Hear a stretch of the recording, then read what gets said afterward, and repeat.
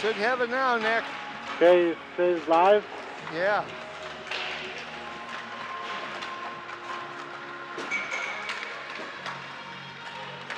Why don't I see it? Start streaming. That's what we're doing. We're on, Jeff. Don't mess with it. We're supposed to be on. You guys, you had Yankton, right? No, Sioux Falls. We got that back though. It came. You just get out of that. There you go. Why don't I see it? Because our screen and everything is live here. Okay, hold on. Give me a second. Why don't I see it?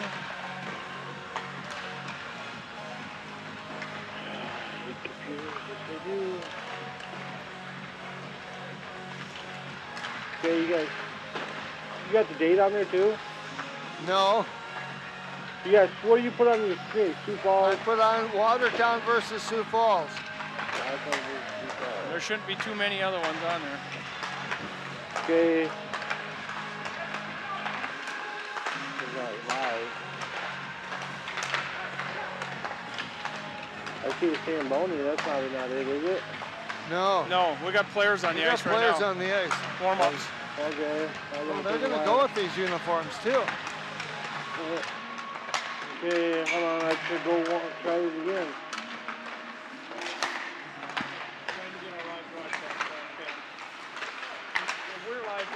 Well, let's go on radio anyway. I can't.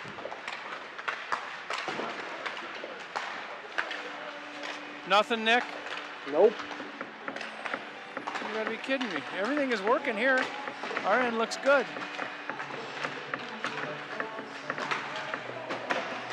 Well, we did it last week without the. Oh, here we go. Hold on. You got it? But the picture's not on there. Oh, there it goes. Yep, we're live. Okay. You want to try to talk on it quick? Yes. Talk on your mic. Hello, 1, 2, 3.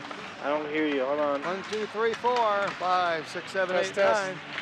Hello, hello, hello. Okay, talk again. Hello, Test. hello, hello. Why 1, don't I 2, hear 3, you? 4. Got the board right? We're on public, right, Jeff? We were on public, right? Yep. Yeah, you won't be able to go back to it now, but we were on public. Okay, Yeah. try to talk again. Hello, Yeah, hello. We should be fine. Okay, why don't I hear you? I don't know. We're on public. Okay, I got you, but I don't hear you very loud. Oh, well, we can crank it up, but we shouldn't need to. We hear us should now? be pretty good. Test, test. Hello, 1, 2. Test, test. Sioux Falls, Watertown, test. Okay, I'm going to turn you on. Hope we can hear you. Okay. All right. Bye. We on? Let me know when we're on.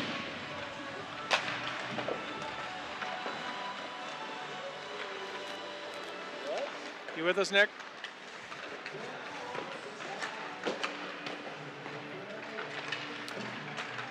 Well, we say good evening, everybody, from the Mace Ice Arena. It's high school hockey time. Tonight, the Watertown Lakers will host Sioux Falls 1 in high school boys action from the Mace. And our pregame show tonight brought to you by Trav's Outfitter. Let's get Coach Evan Witt on the broadcast for tonight and talk a little bit about this game. Sioux Falls, maybe a little tougher opponent than last week's game with Mitchell.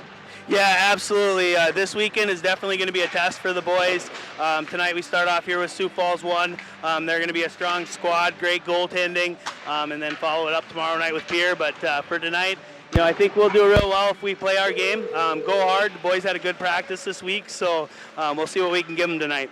All right, sounds good. You talk about good goaltending. Please hang up, and if They you'd have like to two make of the a best call, goaltenders try it probably again. in the state. If you need help, please How do hang you up take and then care dial of the a guy operator. like Flanagan? This is a recording. The big thing there is putting pucks on the net and having traffic and having guys there picking up rebounds. hang up, and if you'd Just like kind of to like Owen.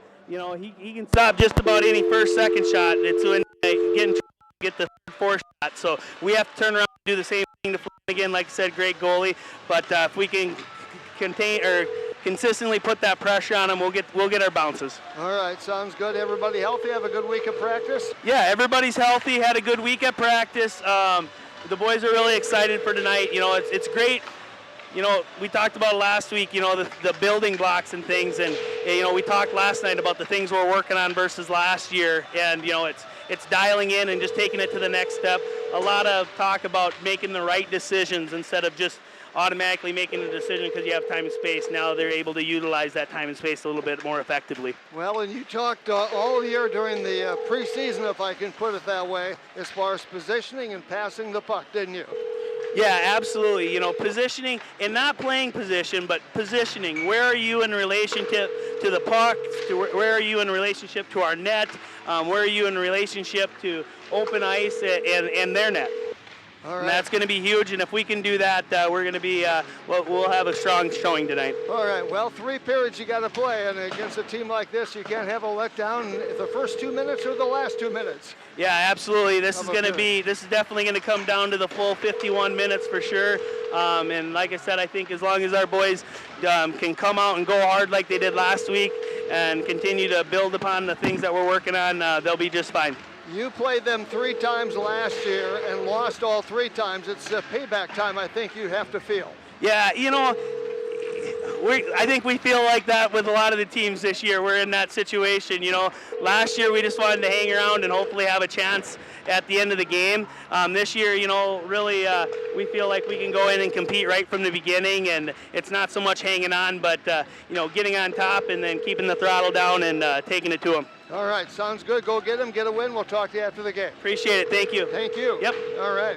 Appreciate having, of course, him on, and very much so, as we try to get things squared away for tonight's opening face-off. Hey, yes it is. It is 1480 KSDR. We're talking hockey. Okay, we got no audio on the video stream. Well, Jim's calling me. I will probably talk to him. Okay. Hold on. Okay. Hey, Kurt, Nick can't find us at the station.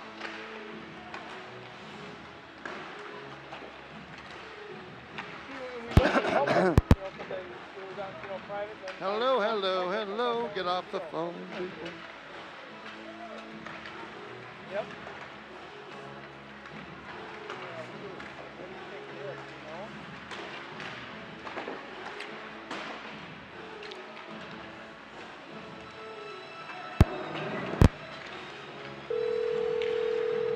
Hello, hello. Get off the phone, people.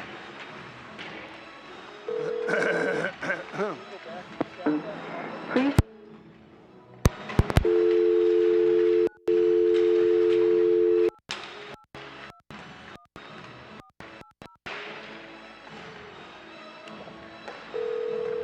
Hello, hello, hello.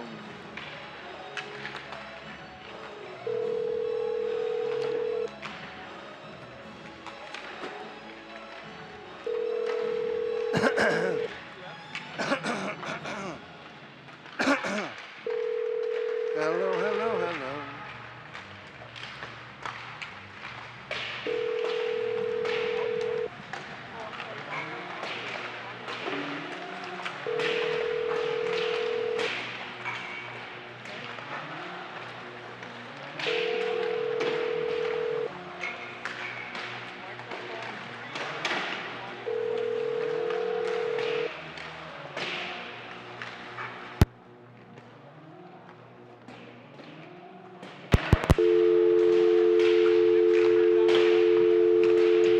Gotta be up.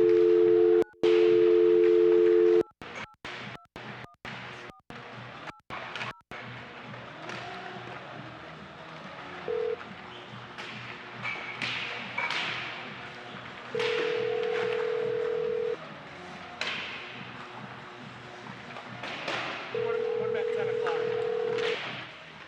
Put you back at 10 o'clock. He's got a dial tone right now, Joe. Well, I gets a ring. KSDR. Hey, there you go. Hello. Hi. Hi. How are you? Good.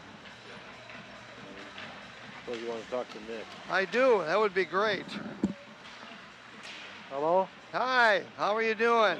Peachy, they work on your computer right now. That's what he's doing. There we go. Okay, we got a mic mixer now. Okay. but we are, now we're about ready to start. Yep.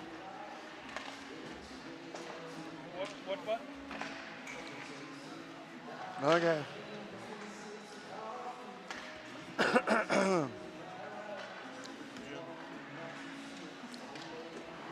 Level check. Hello, 1, 2, 3, 4. We're low. We kept it low. About 10 Okay. o'clock. Level check. That should be pretty good. Hello, 1, 2, 3, 4, 5. Hello, 1, 2, 3, 4, 5. Mic test, 1, 2, 3, 4, 5. We'll be fine because. Yep, he's talking.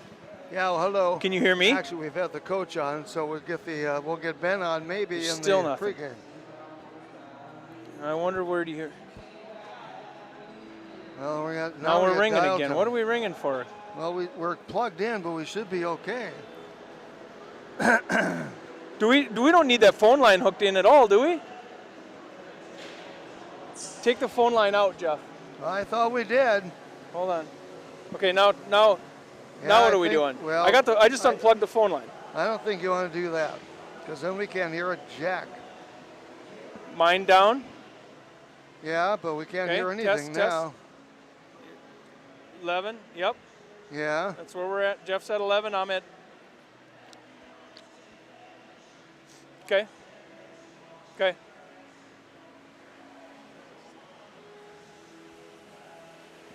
That's not good. Hello, hello, He's getting hello. it, Jeff. What? He's getting it. He's getting it? We're getting it. We don't need to plug in a phone line? There's nothing to do with the phone line. Ba, ba, ba, ba, ba. They take everything away from me. Problems with our audio. Were you talking? Yeah. Not yet. You want to go down? Perfect. Go down. Yeah. Thank you. Cool. We like watching it. So. Okay. What? Sorry. What now? Jeff, Ah, go ahead.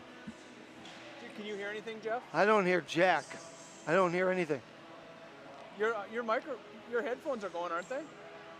Yeah, I can hear me, but I can't hear anything else. I can't hear the radio station No, or we anything won't else. hear anything else. Yep.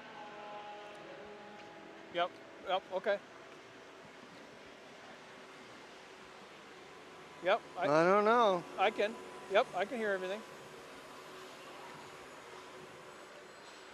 Da, da, da, da, da, Okay. da, da, da, da, da, da, da, da, da, da. Okay.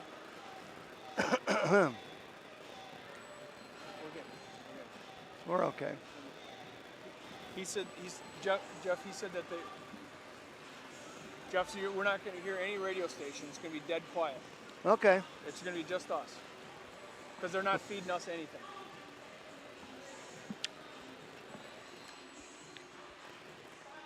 I had it on mic mix before, but when we were going to be on radio, I figured I had to do. Huh. Yes, we can go live right now. Yep.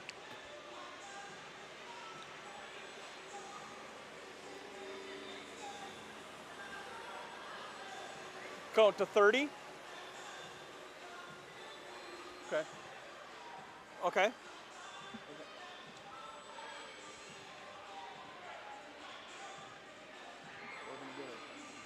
We're getting it. Oh, yeah. We're not over here yet, though.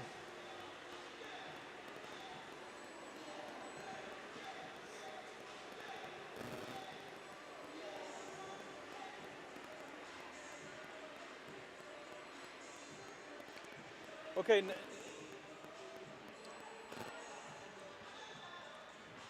Kurt, how do we go back so we can see the screen on the Should go computer? to manage broadcast, shouldn't we? Hold on. Because I've got that other stuff on. I gotta clear out of that, don't I? Okay, we're good. Got it. Okay. Okay, help us out. Help us get on now. Hey, the camera's working. Okay.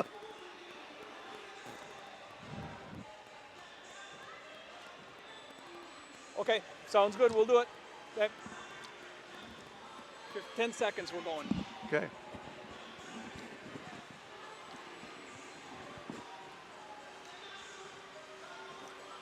From the Mace Ice Arena, we say good evening, everybody. Friday night high school hockey. Tonight, the Watertown Lakers host Sioux Falls 1 in a conference matchup. For Sioux Falls 1, it's the opening game, and for Watertown, it's game number 2, plus their home game, their second home game of the season.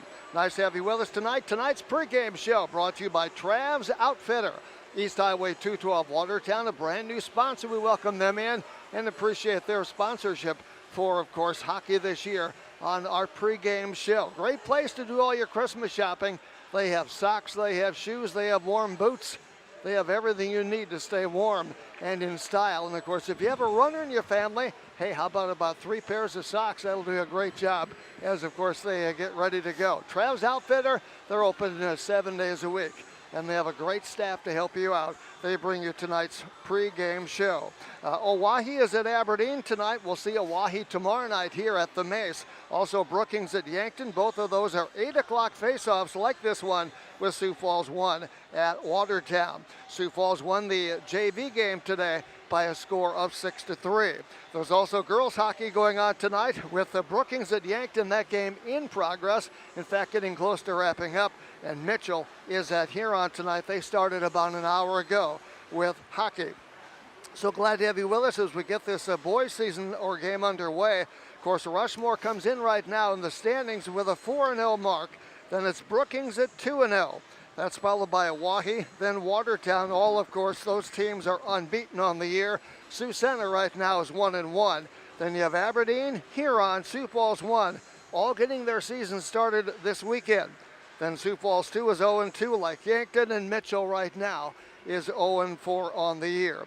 Jeff and Jim with you, Nick at our studios, and we're glad to have you with us tonight for Saturday night, or should say Friday night, high school hockey. We'll have 2 games tomorrow. The girls 4:30 in the afternoon playing Owyhee. Jim will have the play-by-play on that. And of course, coming up tomorrow night, 8:30 is a face-off with Watertown taking on Owyhee. So Jim, we have a couple of real interesting games this weekend, but to find out about this team, Watertown played well last week against Mitchell.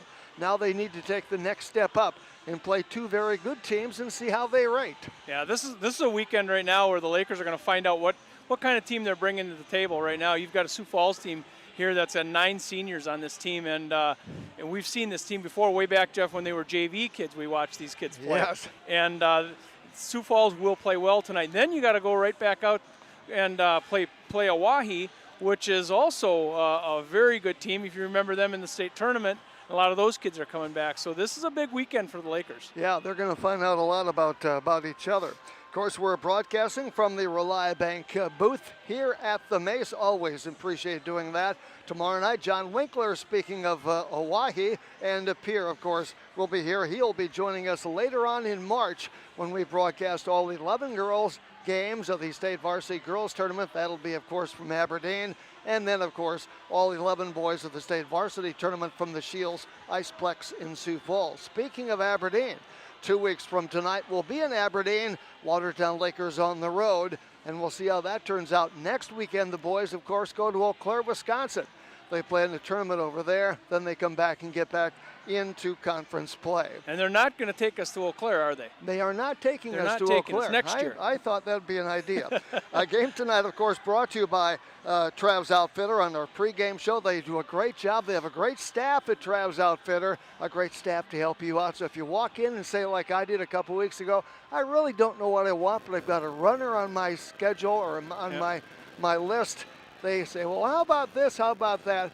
And of course, Trav himself has 36 years experience. Yeah. So they have a great store. They are well stacked, well stocked with everything that you need. I was going to say, I was out there a week ago, and it is well stocked. If you can't find a gift in that place, you're probably not going to find one this year. No, that's right. And if you can't find a gift for that certain someone, take them off your list. That's Simple right. as that. Trav's is a good one-stop shop that like all of us like to do. Yeah, that's right. And of course, also tonight, Deutsch Excavating brings you the contest. Of course, also New York Life, Karen and Melissa Anderson, your agents. Great place to stop and talk to those gals about investments as well as life insurance. Also, of course, Riddle's Jewelry, First Premier Bank card. Also, Pelican Power Sports, they bring you the power play penalty kill. And of course, East Side Implement. out there yesterday with Jenny. Got a chance to talk with those people. They will be bringing you, of course, hockey happenings throughout the year. We look forward to that. And, of course, in between periods 1 and 2 tonight, we'll be talking with Ross Olson from guess where? Pizza Ranch. And they have great food at Pizza Ranch. Went Also, right by there on my way. Another to the place Maze. very well stocked. Yeah. All different You kinds are of right. pizza and chicken. Yeah. Yeah, and you know, I go in there and I always go, well, I like their pizza, I really do. Yeah. But then I look at their chicken and go, nah, I gotta have some of that too. Yeah, it's a good place to go if you want to eat light, right, Jeff? Yeah, yeah, really. That is true. So glad to have you with us tonight as we get set for high school hockey. And don't forget, tonight we're also, again, we're going to have a Subway Player of the Game. And that person We will get will? a 6-inch sub from Subway. Yeah, exactly right. Yeah. So that'll be good. All right. We've we got have our all live kinds stream of- going tonight. We apologize last week. We didn't get our live stream on. But with all the help of Nick and Kurt back at the station, they got us straightened out once again. Like they have to a couple times a year. They need to Yeah. readjust us a little. And It's they always called do a great Attitude job. Adjustment Hour. Yeah, it is.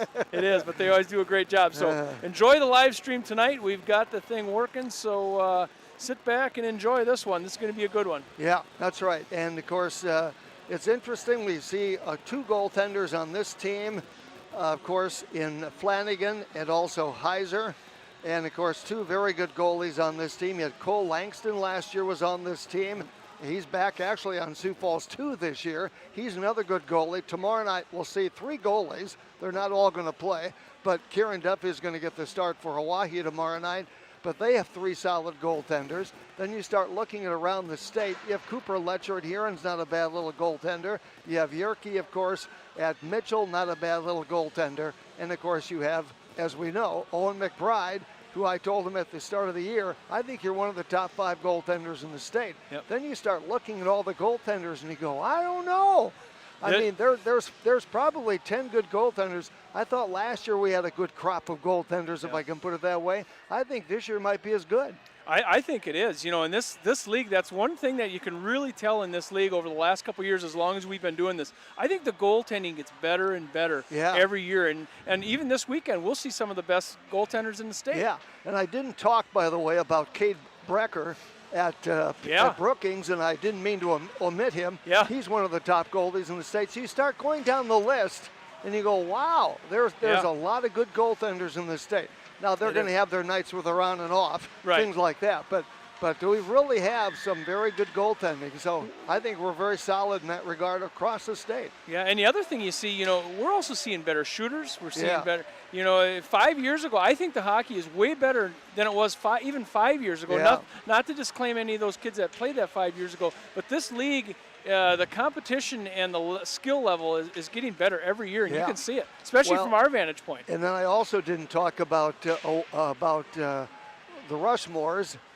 And in talking to, of course, Ben Prisby last night, who is the coach of the Sioux Falls 1 team, he thinks Rushmores are as good as any team in the state also, though he said you have to really favor Brookings because of what they did last year and who they have back. So and I didn't mean to omit, of course, Rushmore's goaltender. He's pretty darn good too. Yeah, you probably want to pay attention to that team this year. They're way out there, and we kind of miss them sometimes. I think so too. Pre-game show brought to you by Trav's Outfitter. We have the national anthem, and tonight's sung by Sean McCall.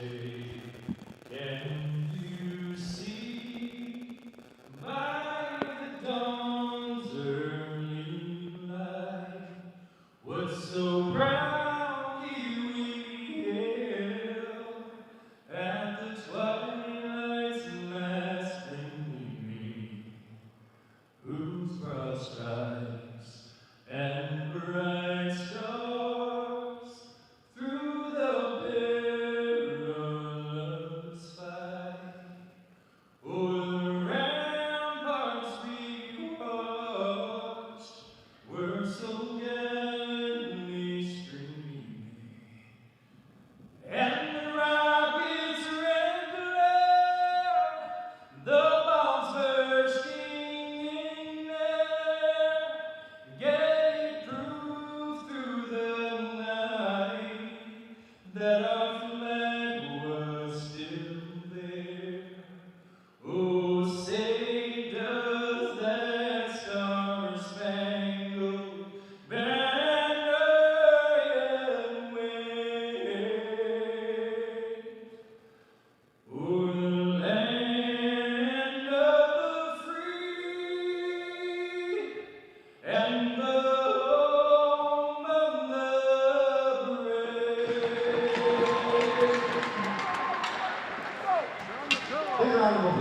Sean McCall with our national anthem, and settle back. Hope you enjoy the broadcast tonight. Officials tonight, just two of those.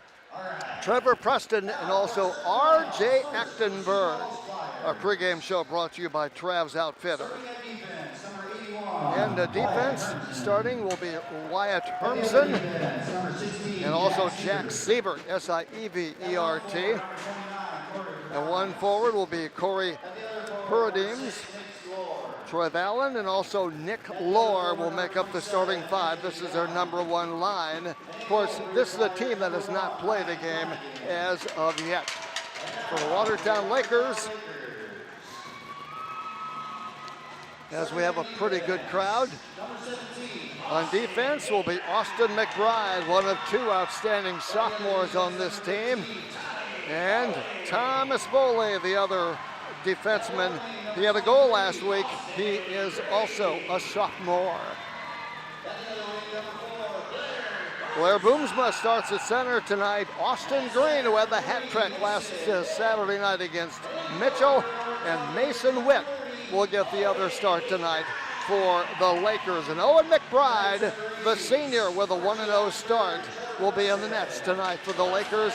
And of course, as you check out your streaming dial, to your right, and of course, it'll be Sioux Falls to our left. And again, our officials are Trevor Preston and also R.J. Achtenberg. What a great job Sean McCall did as far as the national anthem for tonight.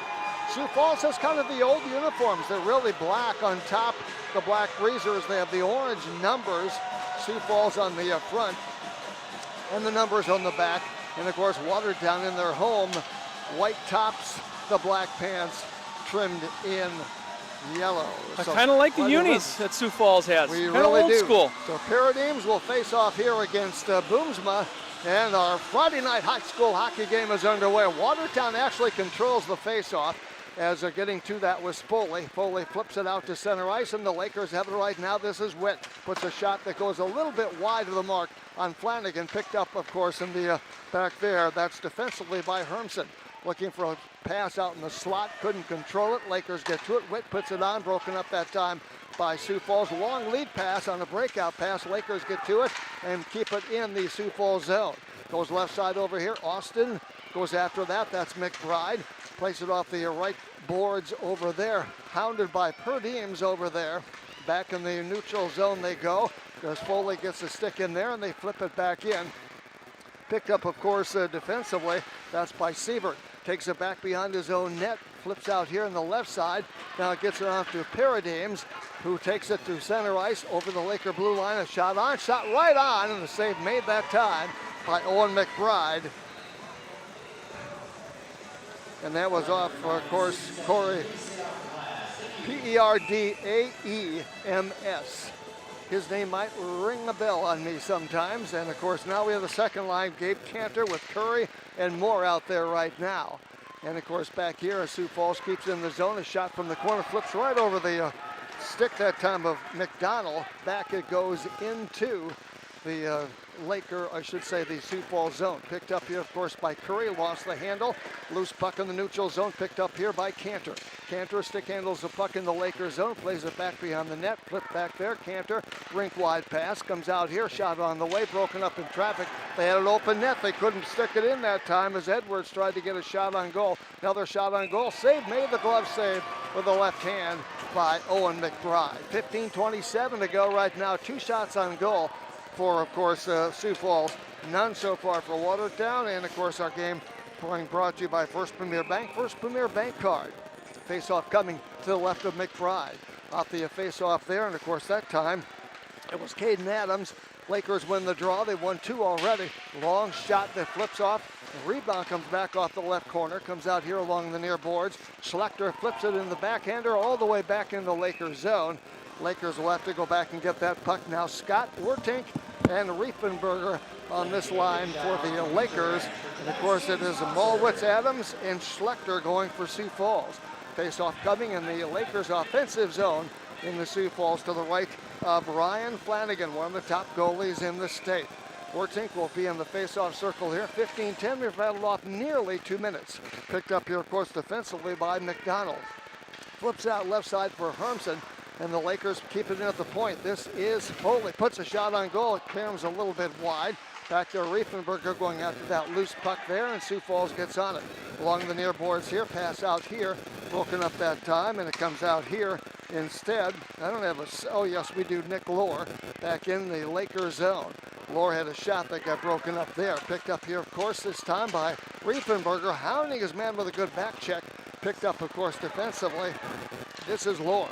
Lohr's a good player. Skips in over the blue line. Pope checked away that time by the Lakers. Nicely done. Perdeems gets on it now for Sioux Falls near side. Flips it into the Lakers zone on the fly. Knocked down that time by McBride. Then Austed gets to it. Actually, McBride gets bumped off the puck. They try to wrap it around there. They get 3 men out front. Another shot on goal. They score! At 14:11 of the period, Sioux Falls draws first blood, period number 1. Owen got just a little out of position there just for a second, and it didn't take much for Sioux Falls to put that one in the net, and I think that was Corey. I think that's Curry that gets Curry, it. yep. K-O-U-R-I. Jorgen Curry. It almost looked like the net was off its moorings there, but I think it might have happened at the same time the shot went.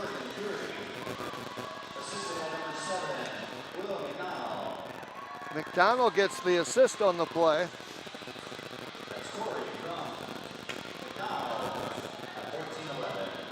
At 14:11, and now the face-off coming up here as Cantor facing off against the Lakers for Sioux Falls. Lakers flip it into the Sioux Falls zone. Hermson plays it over their left side, of course, to Siebert. Long lead pass goes in. Lakers bowling will have to go after that loose puck in the corner. Lakers get on it. Boomsma right there. He has Witt to his right. Loose puck picked up by Sioux Falls. They like to put the pressure on, so do the Lakers. Comes back out here in the neutral zone. Playing the puck to Lakers. This is Boomsma. Pope checked away that time by Hermson. Comes back out to the blue line. Loose puck picked up for the Lakers. They play it back into the Sioux Falls zone. Goes up over the glass and out of play. So the face-off coming here. And of course our timeout brought to you by First Premier Bank. First Premier Bank card. 13:34 to go, period number 1. Just joined us. It is Sioux Falls with a Jorgen Curry goal at 14:11 to break a scoreless tie. Face-off coming just outside the Sioux Falls zone. Over there, of course, is Adams. Is on the third line right here. Plays out there with Malwitz and also Schlechter. Lakers out there right now. Let's see, we have out there, of course, Gunnar Van Gelder. Love to see him out there. Witt is out there as well. Goes through a couple of skates. Lakers the backhander in the Sioux Falls zone. Picked up here by Sioux Falls. Knocked down by the Lakers. Witt. Good back check that time. Comes up with a puck in his own zone. Now flips it over here near side. 13:09 to go. Period number 1. Picked up by Adams. Adams in the neutral zone gets ridden off the puck. His pass is shot on that time right on. And the glove save made by Owen Mcbride. He had a good look at it and made it with that left hand off the stick of Caden Adams. Sioux Falls put in a lot of puck pressure on all over the ice, especially in the neutral zone. It really gets tough to get through the neutral zone. Valen Perdeems and the Lohr on this line for Sioux Falls. Lakers counting right now with Bramer out there, also Allard and Workus. Another shot on goal, the save made that time. 5-0 shots on goal right now, Sioux Falls with the advantage on the Lakers. So Flanagan has yet to be tested.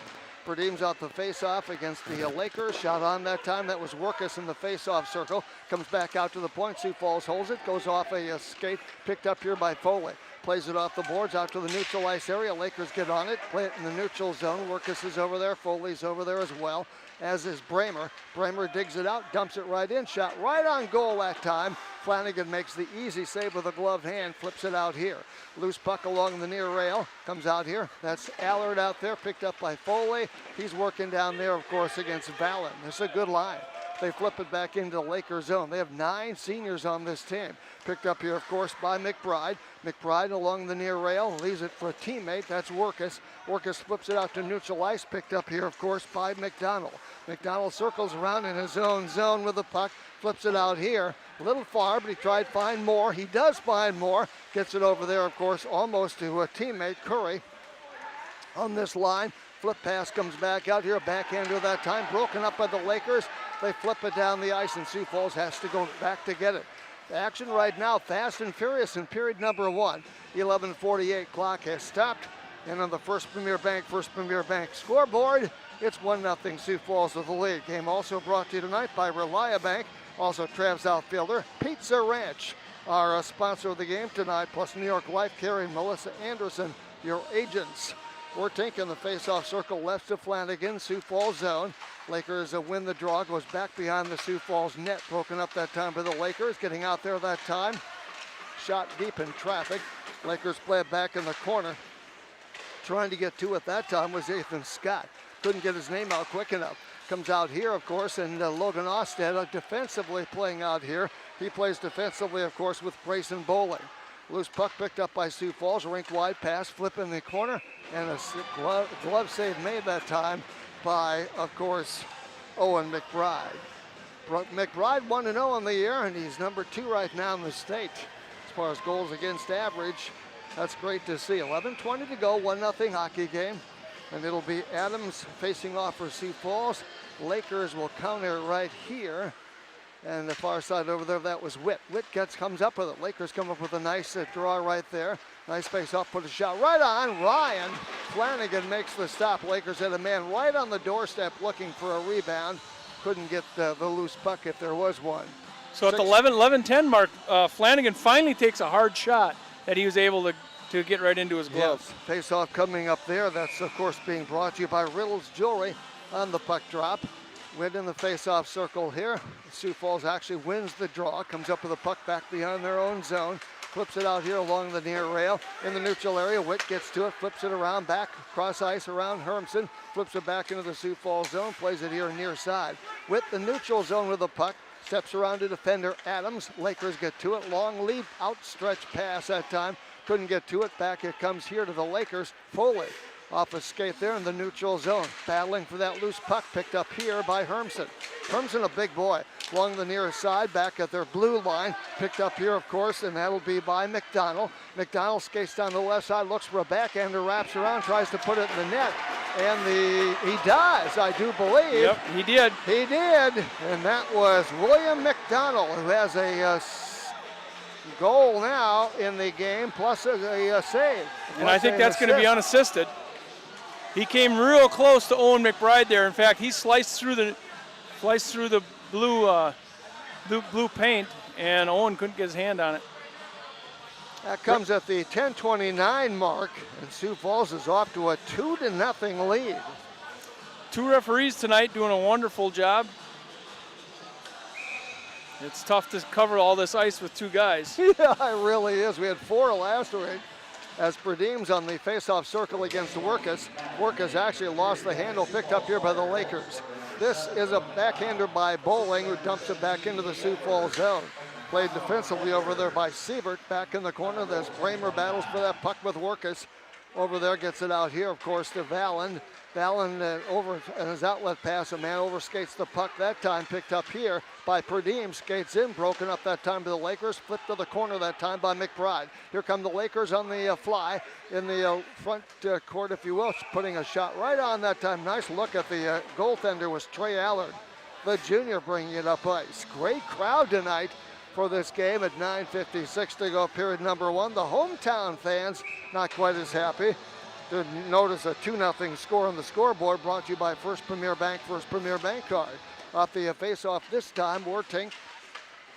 Riefenberger is out there, picked up here by Moore. Gets it over here, of course, to Cantor. Cantor goes left side to Moore. Reverse pass comes to Corey, puts a shot on, broken up in traffic. Cantor was right on top of the net. Comes back out here to Hermson. Rink wide pass, gets over here, shot on that time. Broken up. Back behind the net, that of course was Siebert. Siebert and Hermson playing defensively. The Lakers finally come up with a loose puck and skate out to center ice with it. Right side, putting a shot on, kicked out that time with a glove, actually with the paddle was Flanagan. Loose puck there is taking a big chat with Scott. Loose puck comes back behind the net, picked up now by Sioux Falls. Long lead pass, a little far that time for Cantor. Goes into the Lakers zone, and back to get it, of course, will be McBride. McBride will flip it out here along the near rail, gets it right back as he goes around Caden. Comes over here as Moore. That was, of course, over there. Adams comes back out here in the neutral zone, picked up defensively by McDonald, who has a goal and an assist so far. Lakers come out here right side. That's Foley flips a backhander into the Sioux Falls zone. We have a whistle at 8:45. And right now 2-0 on the First Premier Bank scoreboard. 8-4 shots on goal favoring Sioux Falls. They have a 2-0 lead with 8:45 to go in the period. Nice crowd as mentioned tonight. A lot of people standing. And great to see. We have a terrific crowd. So far, Witt facing off here against Adams. Puck over there, picked up by the Lakers. Back to the point, shot on that time by Edwards. Couldn't find the mark, picked up here by the Lakers. They'll get it out here near side. They flip it ahead. That, of course, is Austin Green. Plays it back in the Sioux Falls zone over there. Looking, they almost had a shot out front. Couldn't quite get it off. Backhander that time by McBride. Picked up, of course, by McDonald. Comes back out here to the point, back into the Lakers zone. And Foley will have to skate hard after that puck to get it up back in his own zone, back beyond his own net. Lost the handle, trying to stake it away, putting the shot on, and they score! Hermson gets the goal this time at 8:07 of this first period. 8:07, Sioux Falls 1 grabs a 3-0 lead. Hermson, the I think that might have been Scholten, 82. So? Is that what you have, Jeff? Oh, yeah, you bet you're right. Yep, I think that was Scholten. You're right, I'm sorry. Grabbed it off in back of Owen Mcbride and got a real nice backhand. Foley was all over him, draped all over him when he took the shot. So Scholten gets his first goal of the year, and Sioux Falls is a 3-0 lead. And I'll bet that's going to be unassisted. I think you're right. Comes back out here, Lakers off the draw, lose the handle, flip it in the neutral zone. Back to get it now will be Sioux Falls, back behind their own net. Yep, Dominic Scholten. Dominic. Unassisted. So Dominic Scholten unassisted, and Eberspacher flips the puck into the Lakers zone. They play 4 lines on this team. And it looks like all 4 lines are pretty good. They've played 4 right off the start. Yeah, they really have. So for Deems, that's Corey at center on the face-off circle there against the Lakers. Sioux Falls wins the draw, plays it back behind the Laker net. Bowling goes after that loose puck. Sioux Falls tries to take it away. Bramer comes up with that puck, flips it off the stick. Hermson comes up with it, flips it back in the Lakers zone. Lakers break it up there, comes out here, but there's 3 guys shot on the way, and the glove save made that time off the bullet by Tony Valland, V-A-L-L-A-N-D. That was a pretty good shot and an awful nice glove save by Owen Mcbride. Yep, it sure was. Game tonight, of course, being brought to you by the good folks at Subway, Pelican Power Sports, Riddles Jewelry, First Premier Bank Card. Comes back to the blue line off the stick of Hermson, gathers it in, looks for a centering pass, had a man there more, couldn't get it to him, and Bramer fans on an outlet pass, or shot, if you will. Another shot on goal, and the save again made by Owen McBride's been a busy man. He's already stopped 9 shots, but they have had 12 shots on goal. If you notice, when Sioux Falls is in the offensive zone, they always have 2 guys parked right in front of Owen. They really do, yeah, you're right. So they'll flip it off the near rail here. Getting to that puck, of course, will be the sophomore. That's McBride. Comes back out here. The Lakers, Riefenberger overskates the puck. Neutral zone picked up by Sioux Falls. Near side comes over here, of course, to McDonald. Has a goal and assist so far. Lakers with the puck right there. That's working. Plays it back in the Sioux Falls zone. Far side, right side for Moore. Skates in over the blue line. Takes a check that time from Foley. Stays with the puck, though. Foley couldn't get him off. Kind of gets him off the puck. Another Sioux Falls player. Corey gets to it just inside the blue line. With a backhander trying to get a shot off. Lakers take it away. And it's picked up here, of course, by Scott. Scott with a puck for the Lakers in their own zone deep. Comes it over here to McBride. Flips it ahead. Broken up that time by Sioux Falls. Riefenberger got to it. Lakers play it to the Sioux Falls blue line. Picked up, of course, now by the Flyers. Picked up here by the Lakers in their own zone. This is Foley with a backhander. Dumps it back into the Sioux Falls zone. I thought they might make a change there. Loose puck far side over there. Foley gets tangled up with the players. The Lakers play it back to the neutral zone. Picked up here, of course, that is by Matheson, and it's played back into the Lakers zone near side. Watertown made a change onto the stick. This time a shot right on by Scholten, wouldn't go. Gets his own rebound back, put a shot on, good and go. He has Adams over there looking for that loose puck as well. Lakers try to force it away. That was by Boomsma. And Sioux Falls has really taken it to him here in this first period. Yeah, you saw just a little bit on that last series there that Watertown was chasing a little bit and trying to keep up with the puck. Yes, Moving the they puck do. really well, Sioux Falls. So Adams facing off here against the Lakers' Witt. And the Lakers flip it back out to the neutral zone, picked up here by Sioux Falls, onto the stick of Matheson. Matheson fires it ahead a little too far that time for Adams. Loose puck over there, picked up here, and getting to it was Schulten. Couldn't get a stick on it though. Comes up with a Schulten left side. Eberspacher puts a shot on that carries wide. Rebound comes out here in the neutral zone, picked up by Schulten. Plays it back in here, stopped that time behind the net by McBride off the rail, far rail, comes back in the neutral zone. Played ahead this time, the Lakers getting over there defensively. Boomsma was over there. And now Sioux Falls plays it ahead left side, picked up by the Lakers. They dump it ahead, Witt into the Sioux Falls zone. We have a whistle at 5:01. And the First Premier Bank card scoreboard shows 3-0 Sioux Falls in their season opener with a 3-0 first period lead on the Lakers of Watertown. Allard to be to the left side, Workus in the face-off circle here just outside the Sioux Falls zone. Lakers win the draw, they play it back into the Sioux Falls zone, back behind their own net. Along the near rail over there, Workus goes after that loose puck, losing a handle over there. Workus went after it. Foley and Bramer get over there as well. Sioux Falls picks it up. They're a very veteran team, and so they know where each one is. It's kind of an all-star lineup, if I can put it that way. And the only thing is, can they do it on paper? On paper, they look like a great team. Can they do it on the ice? And so far, they are. 3-0. Shot right there on goal, and Flanagan makes the save. Part of the reason Flanagan and some of these goaltenders in the state are so darn good is they don't get that many shots against them. They don't have to work that hard. Look at Brecker down at Brookings. He gets about 15 shots a game. That's all he's got to worry about. Rolling puck there, that's picked up by defense. You know, yeah. Some of these teams, Sioux Falls and Brookings, of course, they play great defense. They play great defense. Sioux Falls is a little surprising. They only have 4 defensive men that rotate through. Yeah. A lot of teams will rotate 6. 4:18, face off to the right of Flanagan, Sioux Falls zone against, of course, Workus. Won the draw, but Sioux Falls actually came up with the puck, and the puck goes far side all the way back in the Sioux Falls zone. The 2 sophomore defensemen, McBride and Foley, back to give chase.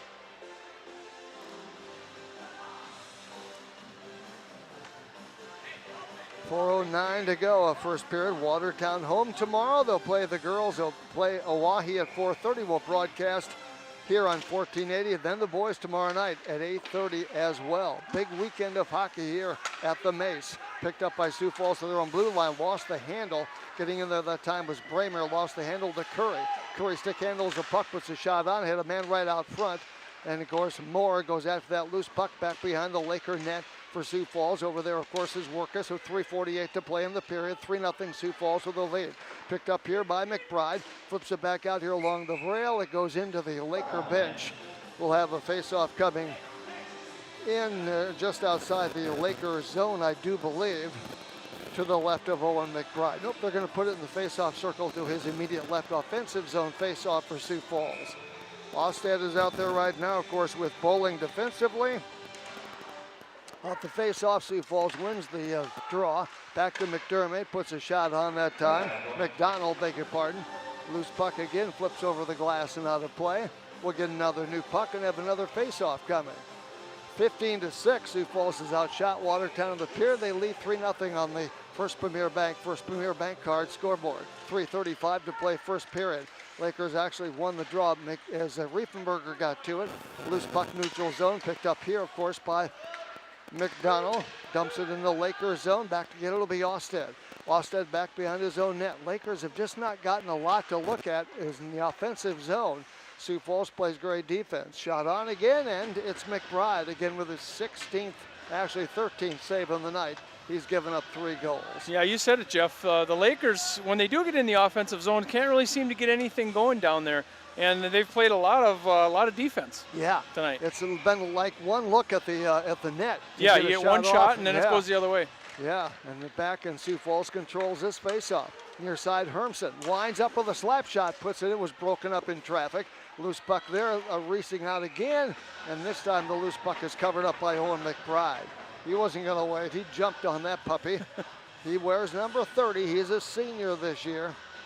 with 3:04 to play period number 1. We'll talk with Ross Olson, I believe, in between periods. Talk a little bit about Pizza Ranch, our sponsor for tonight's hockey contest. Pass comes out here, Hermsen, left side pass comes over here to Siebert.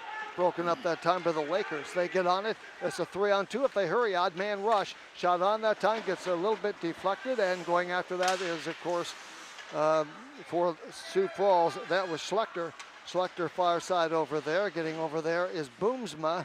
Then it comes back out here and picked up by Adams for Sioux Falls. Sioux Falls dumps it off here this time for his defenseman Siebert, broken up by the Lakers nicely that time. Here comes Witt.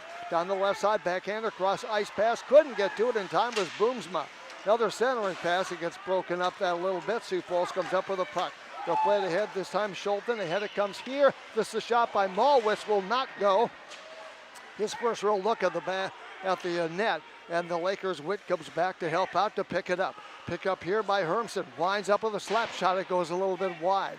2:07 to play in this first period. It's been all Sioux Falls so far. Loose puck here picked up for the Lakers. They'll play it around the rail. But it's picked up here, of course, by Sioux Falls. That 6 is Nick Lohr. Lohr over here comes off to McDonald.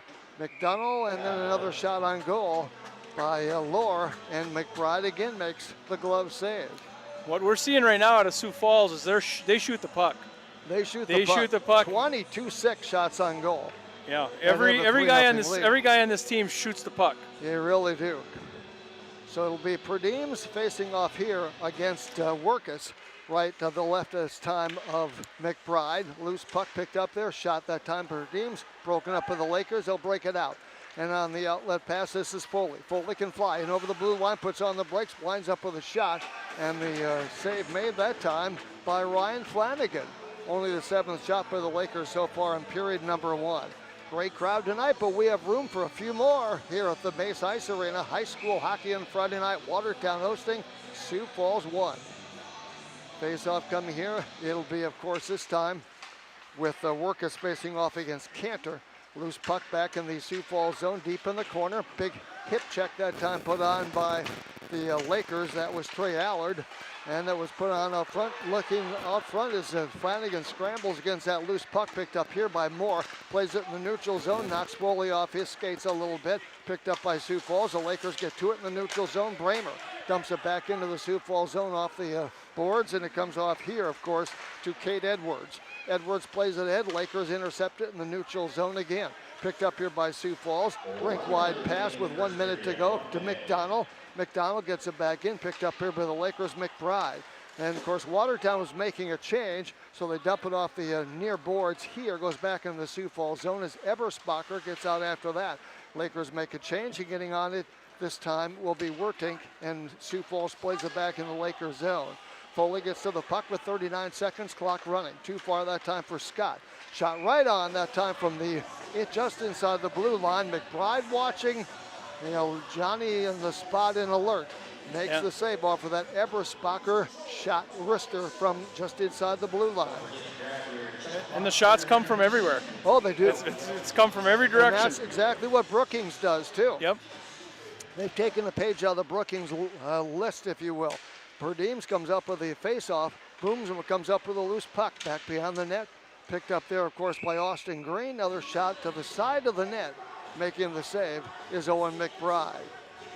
23-9 shots on goal favoring Sioux Falls. They lead on the scoreboard.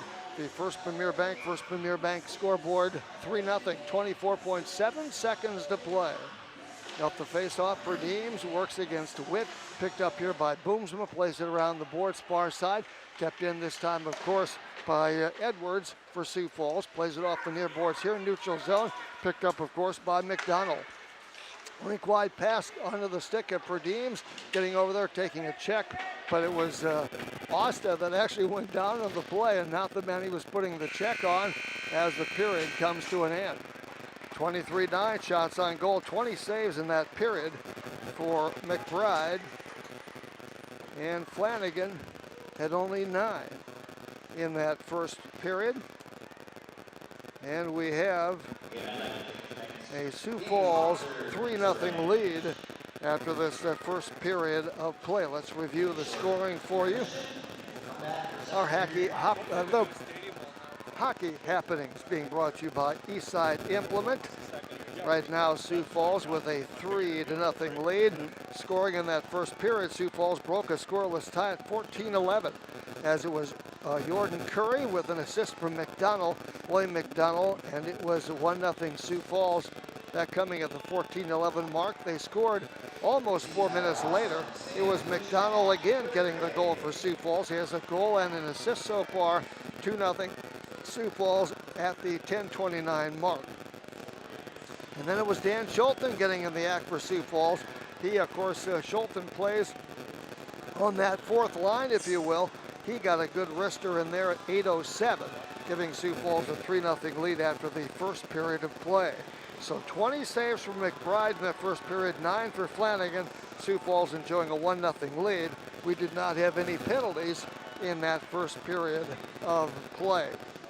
And of course, our hockey happenings being brought to you by the good folks at Eastside Implement. If you need a tractor, if you need some equipment, if you want, of course, maybe a snow thrower, snow blower, something like that, or you want to change oil, filter, things like that, they can help you out at Eastside Implement. All right, let's bring in Ross Olson.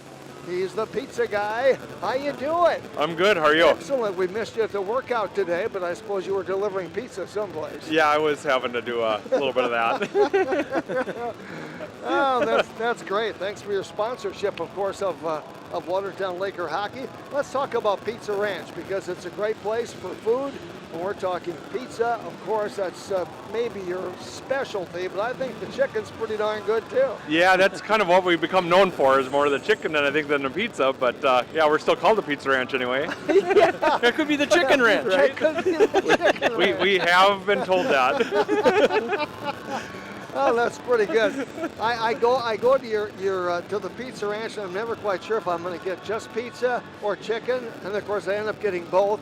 And then I get to the dessert pizza and I go, man, this is so good, I could make a meal out of this. Yeah, and now we have a newer one, salted caramel apple dessert. Really? So if you like caramel on your dessert pizza, on that part makes it even a little bit better. All right. Like it needed a reason. Yeah, I needed a reason. You, of course, when up till a few years ago, really expanded the Pizza Ranch. Yep.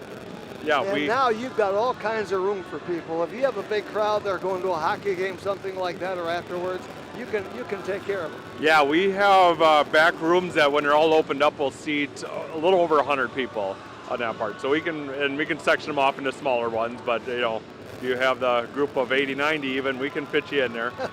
We might need a little heads up on that, but well, yeah, you know. you'd appreciate that too. Well, and one of the things that you do so well is, of course, not only can you accommodate people, but you also, people call up and say, I would like 60 pizzas from my business today, Yep. and you can come up with that. Yep, we do that quite often, and had a couple of those earlier today. Especially on Friday. Right, yep. Oh, that's good. So Ross, how many people do you employ there? What does it take to run that place? Approximately 30 employees total. Like tonight we had 14 or 15 of us working on a Friday night shift down there, so about close to half the staff on a night. But so on any given night, you need like at least 10 or more people there. Oh yeah, if we did one Friday night with 10, and it was pretty awful. We had a few people calling sick, so it was one of those where you left home a little ragged on that one. and I'm sure you're always filling in, right? You're the guy that fills in. I'm the guy that fills in there.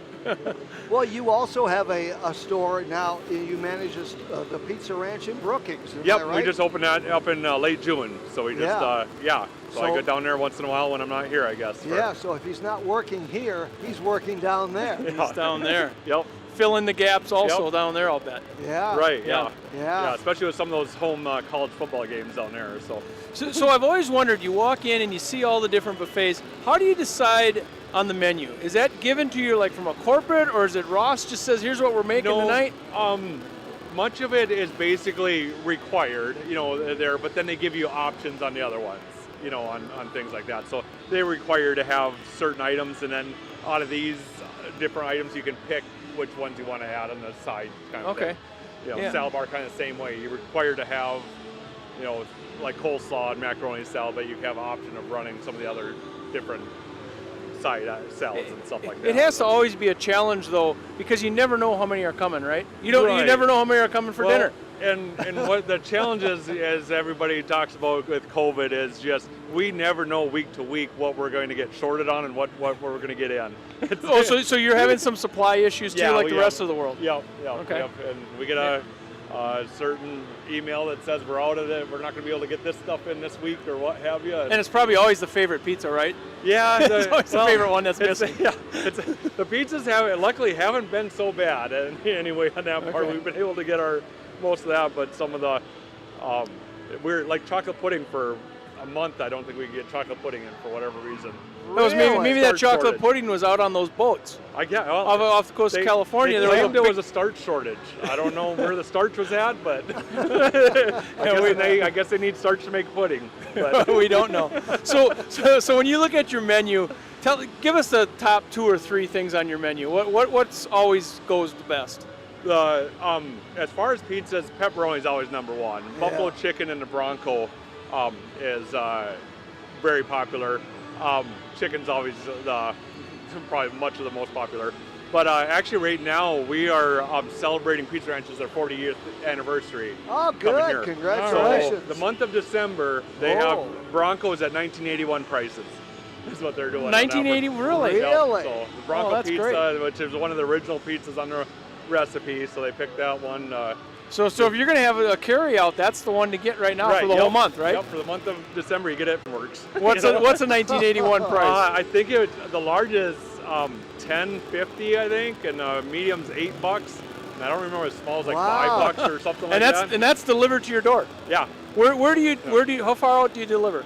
We do everywhere in town, and we do go out to the lake, not all the way around, but we go out to basically by the Prop or Hidden Valley down on the south side, and basically right by the Compesca Lodge on the north side. It's kind of difficult. I'm sure you have to make a line somewhere in the sand, right? Because you're always going to annoy some neighbor that you deliver to my neighbors. We'll deliver to your neighbors. You just talk to your neighbor and come get it. Right? Yeah. So we always kind of make an exception. Okay, you're one house down. We'll go there. Yeah, we'll go one more house. So we've missed out.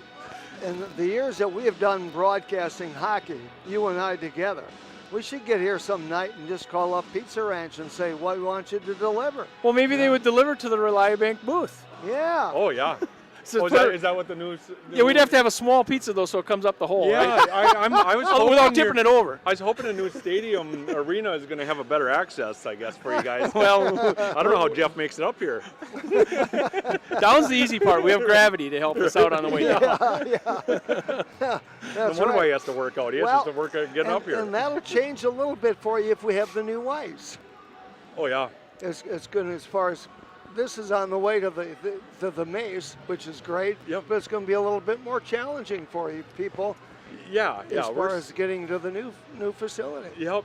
I mean, if my personal preference has been on the west side, but I don't get to make that call. But I'm just glad it's actually. I mean, it needs a new arena, so it's kind of exciting for the town that it's getting. Well, maybe they need something to serve food in there.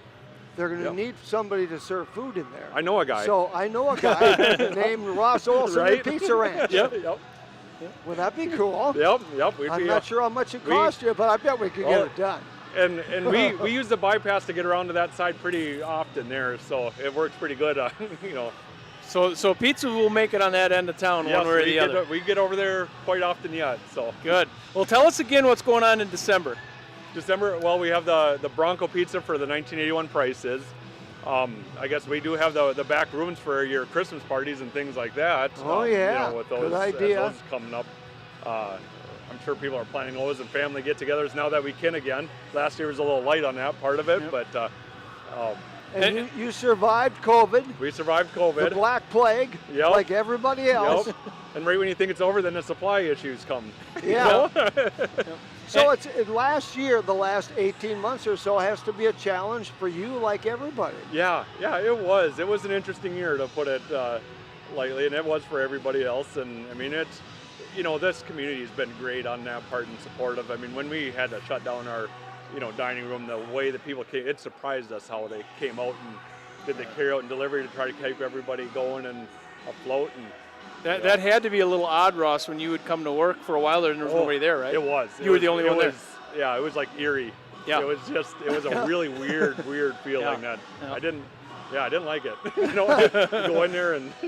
Ross likes people. Well, yeah, He does. It's to have a restaurant and the lights are off, other than the kitchen lights. It was a little weird. Yeah. That would be. We were using our buffet pizza warmer to hold people's carryouts because there's so many of them in that part, so we use it for that way. So the carryout thing was still fairly popular. Yep. Well, okay. and things like that carry out really kept you going. Yep. Yeah, and people really, there are some changes that have happened permanently with the curbside carryout that we do, and that's going to be, I think, a fixture for ever. I think it's a permanent one. So there's things that came out of positive that which is great to hear. Changes that adapt and people liked it, and you go, well, people like it, we'll keep it. Yeah, that's true. And don't forget about lunch at your place, right? The nice thing about lunch at your place, when you walk in the door, you're eating right away. You don't have to order off a menu. You're eating right away. Yep, we're non-fast food fast. Non-fast food and good. Well, I think we can feed you faster than anybody else can, and I like to think that we're a step up above the other fast food ones. Well, my personal opinion, but I think so too. And not only that, but you have plenty of parking. Yep. Although some days I go by and I go, how does he get any more in there? Yeah, that's a thing you can never really create more on that part of it unless you start building ramps of some sort. But I think we could block off Highway 20. Yeah. I think there's been people parked across the street and played Frogger or across Highway 20. I've seen that where they walk across the road. Well, you've been a great supporter of Watertown Laker hockey, but a lot of different programs in the city, haven't you? Yeah. The youth sports are just a great fit for us. No matter what the youth sport is, whether it's softball, hockey, wrestling, basketball, football, those kind of things are. We feed teams. We're popular amongst teams, and it's youth people like pizza. I mean, how can you not? That's right. Well, and ice cream. And there's a big wrestling meet in town tomorrow, so that should help you out too. Yep. We get a lot of business from both of them, that kind of a thing, and it's I like any youth sport. I try to be a supporter of it. Well, and you've been with us now a number of years up here in the booth, and always sponsor a night, and it's been fantastic. It's been really good. It's been a great fit. So good. It's always nice to talk to you between one of the periods on Pizza Ranch night. And which it is tonight. So get out there. How late are you open? We're open till 10 o'clock tonight. Okay, so we have to get this hockey game over by 10. Get this thing over. Jeff, I don't know if we're going to make it. We have 2 periods left. We could shut down the broadcast. There we go. I'm all in favor. Good night. One button and we're there. I'm just hoping people don't start calling in and improve that, That might be a little demoralizing for you guys. Ross, thank you for all you do for hockey. Thank you for what you do for youth sports and the community in general. We thank you. All right, thank you guys. It's Ross Olson from Pizza Ranch. Thank you. Thank you. Thanks so much. I appreciate it. Good to see you. See ya. Yes. Take care. All right now is Watertown and Sioux Falls getting back on the ice for period number 2, and we're about a minute and a half away from that. Period number 2 now, of course, Sioux Falls and Flanagan going to be defending the goal to our right as you check out your radio dial, or of course also on the streaming system. And of course Watertown will be defending the goal to our left. That always creates some interesting problems for teams. Sometimes you get kids that are out there too long, they get stuck on the ice and their shift turns out to be too long and they really get ragged. So Jeff, if you're the Watertown Laker coach, what are you going to tell your kids in the locker room? Well, I would tell you that we lost the first period, but we still have 2 periods to go. And there's still 34 minutes of hockey to play. And if we can get a goal or 2 in this period, then we're right back in this game, and then we can get after them in the third. And you can't let up. This is what you find out what you're made of and what you have on your team, and now's when you have to step up and do the job. Yeah, we talked about that in the pregame. We knew Sioux Falls was going to come out firing, and I think Coach Witt knew that also. But the Lakers need to get in some passing lanes, and they need to get a little giddy up in their step, as they say. That's exactly right. So thanks to Ross Olson, Pizza Ranch, our sponsor for tonight's contest. And the Lakers will come out here with their first line of Green, Boomsma, and of course Witt. Sioux Falls will counter And they'll have Sievert and Hermsen, of course, on defense. And they'll have, of course, Corey Perdames, also Nick Lohr, and Tony Vallon. We didn't say Vallon many times in that first period. He's their left winger right now for this team. We'll drop the puck and we're underway with period number 2 from the Mace. Sioux Falls starting the period with a 3-0 lead. Lakers rink-wide pass over here, of course, played around the boards from that time Foley to McBride, and then of course it's cleared down in the Sioux Falls zone as Witt goes after that loose puck down there. Over there, of course, McBride. Sioux Falls clears it all the way back down the ice. The Lakers Boomsma has to go back to get it, but icing called here against Sioux Falls 1. And of course, in the second period's when you get more icing calls, or so it seems. Yep.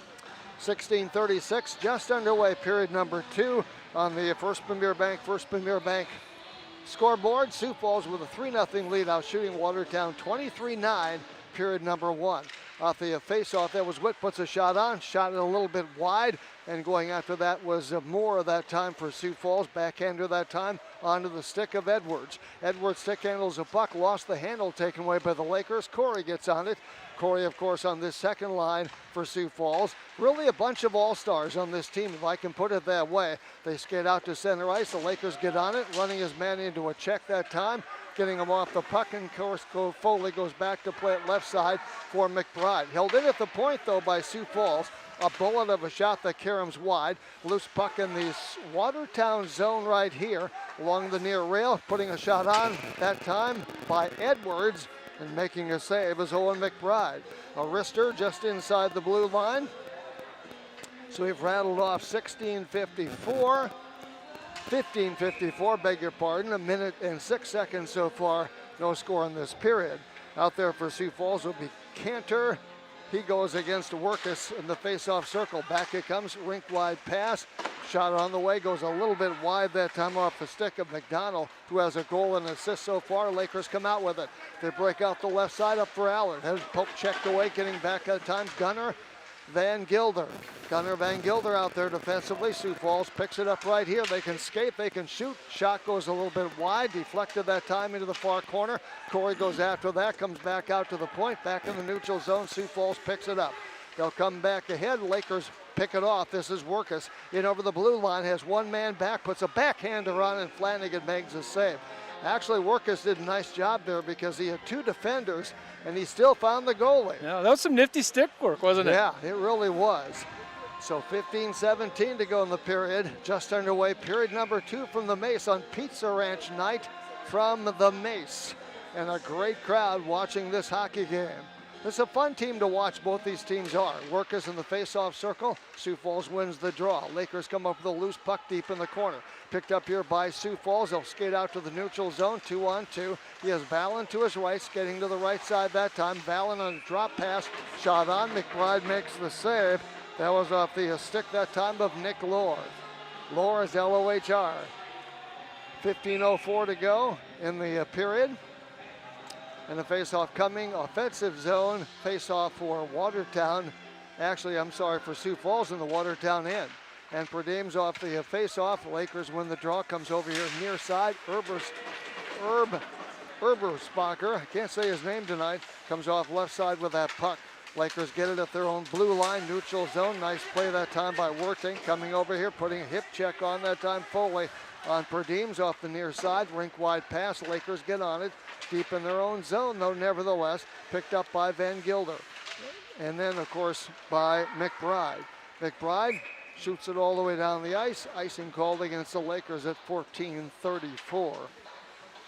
Game tonight brought to you by Reliabank, Pizza Ranch, Trav's Outfitter, Deutsche Excavating, also New York Life, Carrie and Melissa Anderson, your agents for insurance as well as investments. And it is Adams in the face-off circle there, puts a shot right on, they score! And McBride made the initial save, the puck squirted free, and Sioux Falls banks it home. That's a tough one for McBride. He had his glove down and trying to cover that puck and couldn't quite get on it fast enough. He knew exactly where it was. Sioux Falls has some really quick sticks when it comes to right in front of the net. Owen McBride just couldn't find it quick enough. So it's a 4-0 Sioux Falls lead, and Edwards faces off here against Witt.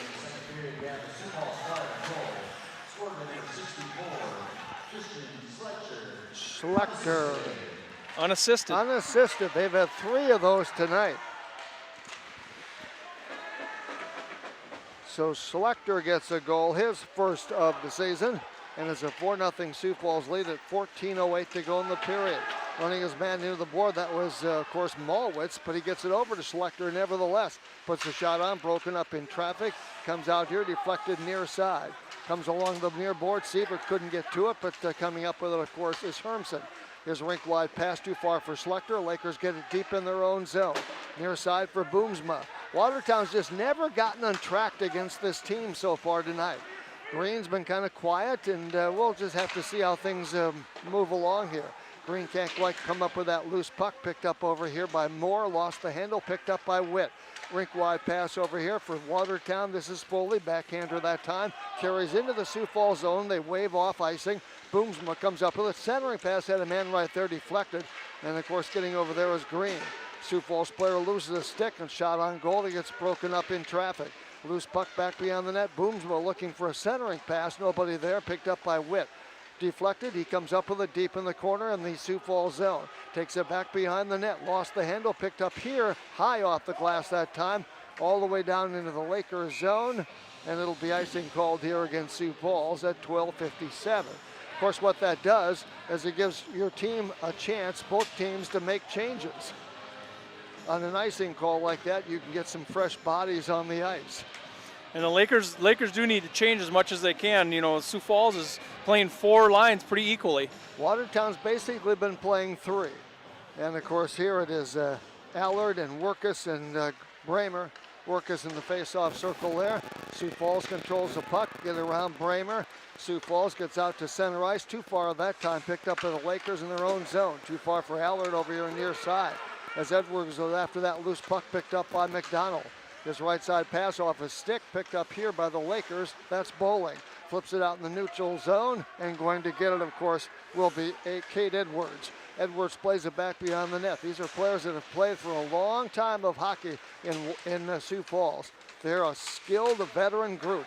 Along in the near boards here, backhander that time by Bowling in the neutral zone. Perdeems puts on a back check, couldn't get to it. Picked up here, of course, here by Lohr.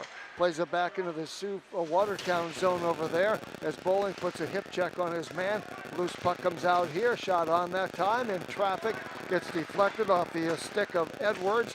Loose puck, Sioux Falls holds it at the blue line. They hold the zone. Shot over there, Lakers get to it. They'll flip it back in the neutral zone at 11:54 to go in the period. 4-0 Sioux Falls with the lead. Workus poke checks it away off the stick of Perdeems, and back to get it, of course, will be McDonald. McDonald for Sioux Falls plays it right side in the breakout pass, broken up by the Lakers. Sioux Falls gets to it. They'll play it in the Lakers zone. And Bowling goes after that loose puck, plays it off the near boards, picked up by Allard, not quite, and getting to it is Bramer. Takes a check into the board. Sioux Falls with a puck, they played it in. They're just a little bit quicker tonight. 11:24 to go. Picked up here, Hermsen battling for that loose puck. Picked up here by Ebersbacher. Now it's picked up with the Lakers' Bramer's outlet pass. Almost broken up. Allard got to it, couldn't control. In the neutral zone, picked up here by the Lakers' Foley. Backhands the puck into the Sioux Falls zone. Ebersbacher goes after it, but it is Malwitz that gets to it, plays it right side. They know exactly what they want to do, and they put the pressure on all the time. The far side over there, getting to it, of course, is Vertink. Dumps it back into the Sioux Falls zone at 10:53 to go in the period. Loose puck over there. Sioux Falls gets to it near side along the near boards. Picked up here, of course, that time by Schulten, who has a goal so far in this game. Dominic. Loose puck picked up for the Lakers. It gets played around the boards. Going after it that time is the sophomore McBride. Couldn't do it. Back to help out is Scott. And Scott goes up here, but it's picked off that time by Cantor. Cantored into the Lakers zone. Now Lakers come up with it, break it out the neutral ice area. Moore is right there. Sioux Falls gets to it. They play it back into the Watertown zone. Lakers having some difficulty breaking out tonight against this Sioux Falls team. They're so talented and so tough. And a 4-0 lead right now if you just tuned in. Shot there. The Lakers have played all the way down on Flanagan. Makes the stop. He stopped 12 so far in this game. 10 minutes, we've rattled off 7 minutes in this game. This is Moore and Sioux Falls offside as Moore was breaking down the left side there. with 9:57 to play. And Jeff, not a penalty yet tonight, is that correct? Not a penalty so far tonight. First Premier Bank scoreboard shows 9:57 to play, period 2, 4-0. Sioux Falls with the lead. Tomorrow night, Watertown plays Owyhee. That'll be here at 8:30 for the boys, 4:30 for the girls tomorrow afternoon. We'll broadcast both here on 1480 KSDR. Off the face-off, puck into the Lakers zone. Going after that, of course, will be Lohr. Plays it back far side. Sioux Falls holds his own, puts a shot on, broken up in traffic. Curry goes against Gunnar Van Gilder over there. Shot on again in traffic, broken up. Lohr was down there looking for the rebound. Loose puck there, and the Lakers break it out near side. Picked up by Edwards, puts a shot on, broken up again by a Laker body. Getting after that is Boomsma. Boomsma plays it in the corner, comes back out. Edwards puts a shot on again, a bullet that carries wide. Kept in by Sioux Falls, another shot, he scores. Another shot, he scores that time. That's McDonald. That's McDonald. McDonald now has 2 goals and an assist in this game. He's usually firing. A lot of times if you watch him on the blue line, he's shooting before the puck even gets there. So McDonald, McDonnell. I think that'll be unassisted. Sioux Falls 2 has a 5-0 lead. That comes at 9:23. Another goal and we'll have running time in this hockey game. I wouldn't have predicted this, but that's how it's been going. And it won't get any easier tomorrow night taking on Owyhee. Lakers win the draw, dump it ahead. Eberspacher off the wall, plays it ahead to Witt. Backhander in the Lakers zone, comes off to Boomsma. Boomsma skates in, puts a shot on, save made that time by Flanagan. Lakers did not get a rebound shot, and Sioux Falls comes up with it. They clear it back in the neutral zone, back into the Lakers zone. Malwitz goes after that loose puck. Puts his man bowling up against the boards. The Lakers come out here, break it out to center ice. This is Green to Witt. Green now flips it ahead, picked up by Sioux Falls deep in the zone, right in the slot. Long outlet pass that time. Comes onto the stick of Adams. He plays it back in the Lakers zone. 8:41 clock running second period. Sioux Falls knocks it down. Schulten shot on by Eberspacher, goes wide of the mark. And of course getting on it is Adams going after that rebound from Malwitz. This is our third line, people. And of course he plays it back behind the net. And we have a whistle stopping play at 8:27 to go in the period. McDonald got that goal, and there was an assist. It was Edwards. Cade Edwards was the assist on that one. Edwards to McDonald. Well, they've had 5 goals, and I believe 3 of their goals tonight have been unassisted by Sioux Falls. Face off to the left of McBride, Lakers zone. That's, of course, for the Lakers, that was Workus. Flipped it out here in the neutral zone, going after that puck, and skating hard is Allard, but it was flipped away that time defensively by Siebert. Siebert gets it ahead in the Lakers zone. Lakers knock it down, picked up by Sioux Falls. They work against Bowling. Moore looking for a backhander that time, takes it back behind the net. And McBride was out of position, and he gets back, but he gets scored upon. McBride, it looked like he may have gotten back, but I think he didn't quite have his orientation on the net yet. He got out a long ways off to his right side and had to recover. I believe Gabe Cantor got that goal for Sioux Falls 2. That comes at 7:59 of the second period. Cantor's been parked in front of the net all night long. It was just a matter of time. So Sioux Falls getting another goal. They now lead 6-0.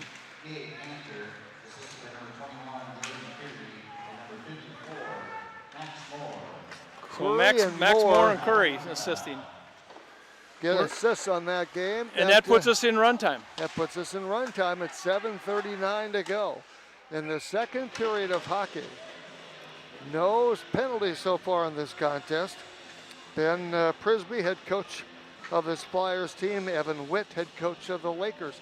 They played 3 times last year. Sioux Falls won 6-2 here, 7-3 there, and then they played in the state tournament. It was a whale of a game. Watertown came up losing 2-1. Late in the third period, Sioux Falls got the goal and a subsequent win. Watertown went home. Sioux Falls got to play in the consolation championship. Rink wide pass comes over here. Of course, Edwards dumps it back in the corner for Sioux Falls. Back to Edwards at the point, holds his own, puts a shot on, goes a little bit wide, 6:56. You think it was a man advantage for Sioux Falls. We haven't had a penalty. And here is, of course, Scott. Scott plays it back in the Sioux Falls zone, and back to get it, of course, will be McDonald. He's had a heck of a night. 2 goals and an assist so far for the Flyers. 6:39 to go in the period. Lead pass comes on ahead. This goes to Perdeems down the left side. Puts on the break. Comes back out here. Looking for at the point. Lakers come up with it. They break out. Rink wide pass too far for Riefenberger. He'll play back in the neutral zone. Sioux Falls right there again. They play it back into the Lakers zone. And McBride's been a busy man in the nets tonight. He's been outshot. He's actually made 30 saves in this contest, but he's given up 6 goals. Shot on, that carries over the top of the net. A blast that goes wide. Lakers get on it. They'll play it far side over there. Scott Wertink on this line. And of course, that's the same line with Riefenberger.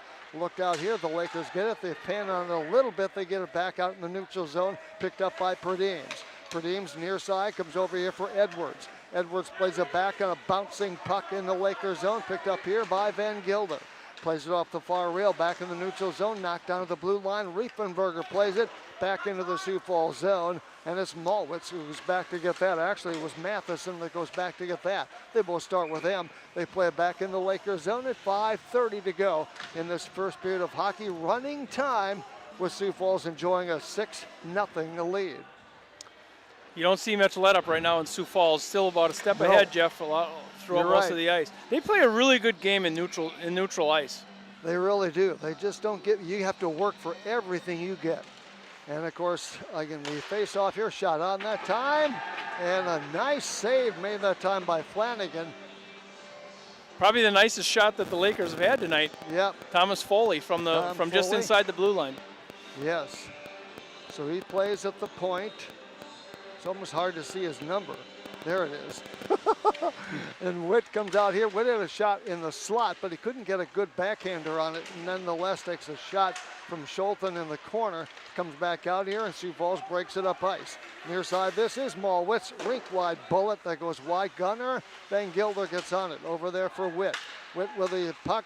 Clears it back here, near side this time, a little bit beyond Bowling. Picked up here, of course, by Bowling. Shot on that time, Boomsman. Bowling out there right now. It's picked up here, of course, by Witt in the corner. Gets tangled up over there, centering pass. Sioux Falls gets on it. Lakers get on that loose puck. This is Foley in the neutral zone. He plays it off the far board. Scholten gets there, plays it back into Lakers zone near side with 4 minutes to play in the period. Running time, long lead pass the Lakers. This is Witt. Witt puts on the brakes, looks for his teammates to get onside, looks for Boomsma. Boomsma goes after that loose puck looking for a centering pass. He had, of course, out there Green, couldn't get the stick down on it. Lakers putting a little pressure on their own right here. Then they couldn't do so, and it's a 3-on-1 with Sioux Falls breaking up the right side. They dump it off here. The Lakers with a good back chuck come back to help out and break up that pass. Loose puck picked up here by Foley. Foley stick handles the puck to center ice. Poked away, got to it, lost the handle, picked up by Cantor. And then the Lakers play it back into the Sioux Falls zone with 3:28 on the clock. Not same two teams, but Watertown back in action tomorrow night. Workers in the slot, puts a backhander on, broken up in traffic. Lakers have had 14 shots in 2 periods. This is much like when you play Brookings. Comes over here in the corner. Bramer is over there amongst others for the Lakers. Comes to the point, they hold it. Shot from the corner, broken up in traffic by Sioux Falls. A loose puck over there. Corey is on it. Comes back in. Again, the Lakers with a shot on. Kicked out that time by Flanagan. At 2:56 to go in the period. Loose puck over here. That was off the stick of Foley. And it comes over here for McBride. Back behind the net, Flanagan doing a good job. He has a shutout so far. Loose puck. Bramer puts a shot on that gets a little misdirected.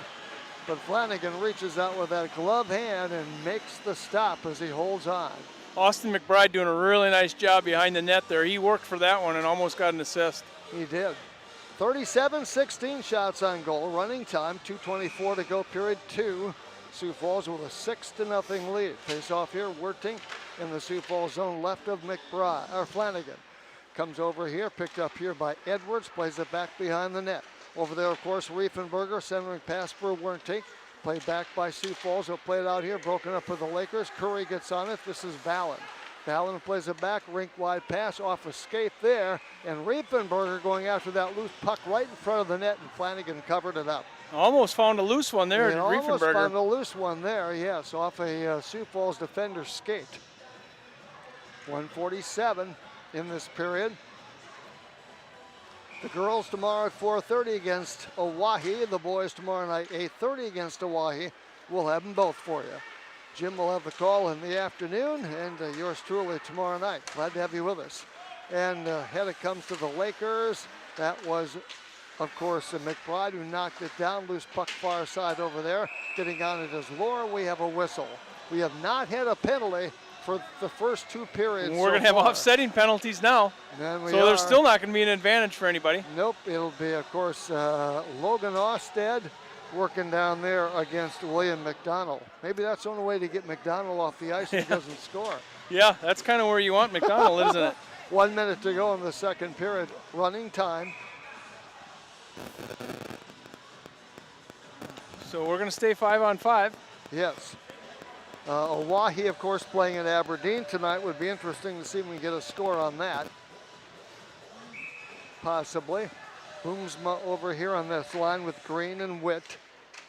And, of course, it is the third line for Sioux Falls. That's Adams.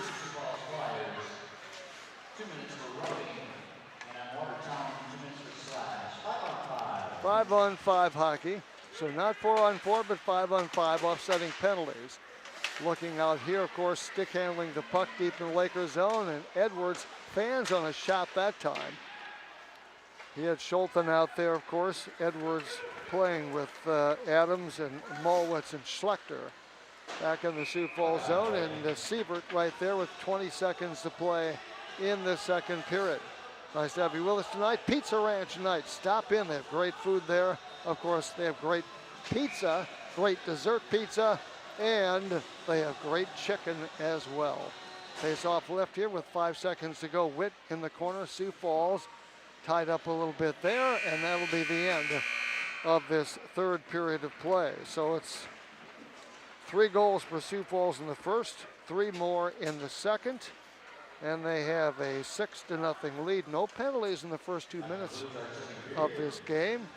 Interestingly, 37 shots for Sioux Falls, 31 saves so far for McBride, and 17 saves so far for Flanagan. Scoring in that second period, of course, for Sioux Falls, all Sioux Falls again, it was Schlechter getting a goal at 14:29 to give Sioux Falls a 4-0 lead. And of course, Tristan Schlechter with the goal unassisted. Sioux Falls with a 4-0 lead. They added 5 minutes, 6 seconds later, their second goal of the period. Will McDonald, with Edwards assisting, his second goal of the game, plus he has an assist. And it was 5-0 Sioux Falls, and then they scored a minute and 24 seconds later. This time it was Gabe Cantor. And Cantor getting a nice wrister with Curry and Moore assisting. And Sioux Falls right now with a 6-0 lead. Again, 37 shots to 17 in the contest.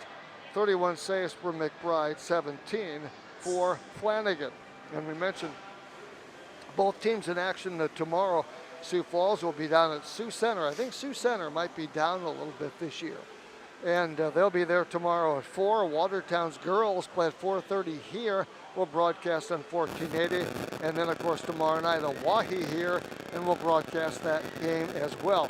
Then the Lakers take next weekend off as far as conference play, but they will be at, of course, Eau Claire, Wisconsin for a tournament there. So we look forward to that. Then 2 weeks from tonight, they'll be back in action in Aberdeen, taking on the Cougars. Hockey happenings tonight brought to you by Lakeside Implement, a new sponsor. We are so delighted to have them with us. They are good people. And of course, you know, we talk about tractors, we talk about big equipment, but they also have out there side-by-sides. They have snow blowers, things like that. Lawnmowers. Yep. Lawnmowers, that type of thing. And of course, they also have out there a great place to go for, say you're changing something on your tractor or your garden tractor, or whatever the case. They have the oil, they have the filters, they have the things that you need. They can even, of course, sharpen blades, things like that out there. So they do a great job. East Side Implement, they are a great place. It's, of course, it's kind of the Guy Mall. if you will. A guy mall. You can walk in the door and you can find all kinds of cool stuff in there and cool things like that. And so they are great people out there, very friendly, very helpful, whatever it is you may need at East Side Implement. All right. There's those 2 games going on tonight, Jeff. I'm not able to get them loaded, but Owyhee is at Aberdeen and Brookings at Yankton, and I can't get either one of those to load. If you're very curious, maybe you can load it better than I can. Go to that SDAHA.org site that we use and talk about so much. SDAHA. South Dakota Amateur Hockey Association. I'm there almost daily. Yep. Go to that.org right now and get your updates because tonight we're not getting those to load up for us. Okay, Brookings is at Yankton in girls hockey tonight. That should be over. And Mitchell at Huron tonight in girls hockey. That should be over. Coming up tomorrow, of course, Sioux Falls 1 at Sioux Center at 4. Brookings at Mitchell at 8. Huron at Aberdeen at 8. Owyhee here at Watertown at 8:30. And Mountain Time, Sioux Falls 2 is at Rushmore. Busy weekend as we get this boys season underway. Rushmore right now is 4-0 already. Brookings 2-0. Owyhee 1-0. Watertown 1-0. And then you have Sioux Center at 1-1. Aberdeen, Huron, Sioux Falls 1, all getting their season started tonight. And then of course it's Sioux Falls 2-0-2, Yankton 0-2, and right now Mitchell at 0-4. Mitchell's really had trouble scoring this year. Only 4 goals in their first 4 games. And as far as the, some good things here. Goalies, of course, save percentage leaders. Kieran Duffy, we'll see him tomorrow night. We're going to see him tomorrow. For of course, Owyhee, they have 3 good goaltenders. McBride's right behind it at .962. I hate to say it, but that's going to change a little bit after tonight. And then, of course, you have Michael Hobby of Rushmore's, then Cade Brecker of Brookings, who right now is 4th. When has Brecker been 4th when you start talking about goaltenders? So I say that and, just kind of chuckling. He's a good one. He's a good one. He had a great state tournament last year. Yeah, he sure did. And then, of course, you have Keenan Wagner and people like that. Cole Langston, who right now is in 10th place.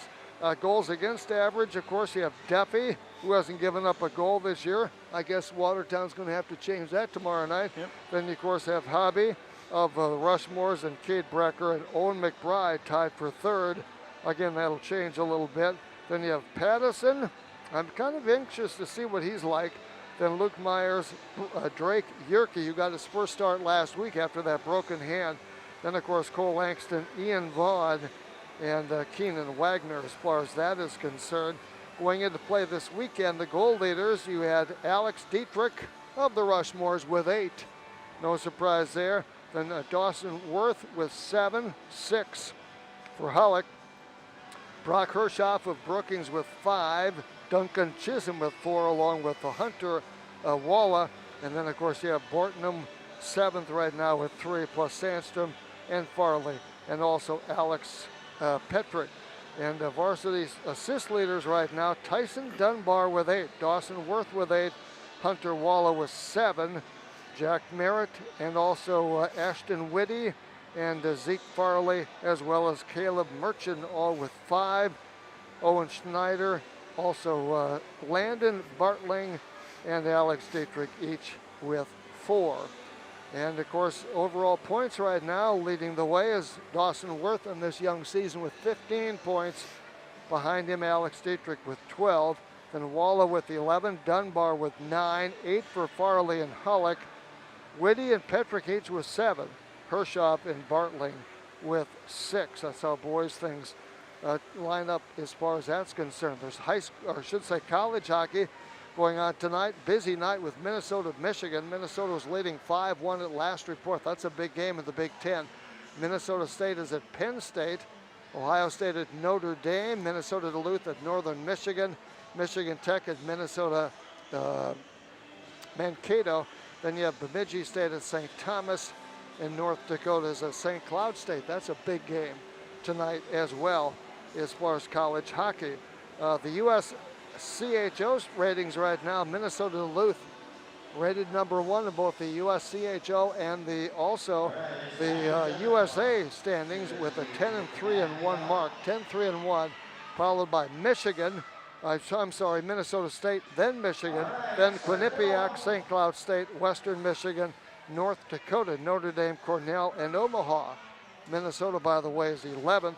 And in the USA poll, Minnesota Duluth rated number 1, followed by Michigan. Then it is Minnesota State, Quinnipiac, Western Michigan, St. Cloud State, North Dakota, Notre Dame, Cornell, and Nebraska. Omaha, Denver is 11th, and Minnesota is rated 12th. It's your turn. Chuck a puck, Jeff. Don't hit one. Oh, they got helmets on. One late entry. Look at that. Stayed right in there. You're too late to win. You could have. You were on the mat. That's the one. That's one right there. You are one puck too late, Jeff. So we had a couple pucks up here in the Rely Bank booth tonight, and we kind of joked at the Chuck a puck, we're just going to throw them out there. Of course, our pucks don't have any numbers on them, so we can't win anyway. And Jeff, as he's giving you statistics, throws a puck out there. Too late. One puck too late. He could have won. He put it right on the middle. Put it right on the middle. Yeah. Too late.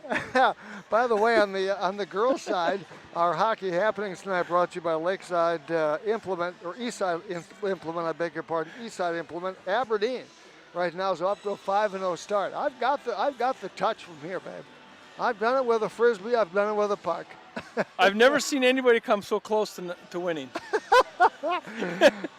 Then you have Hawaii 2-0-1.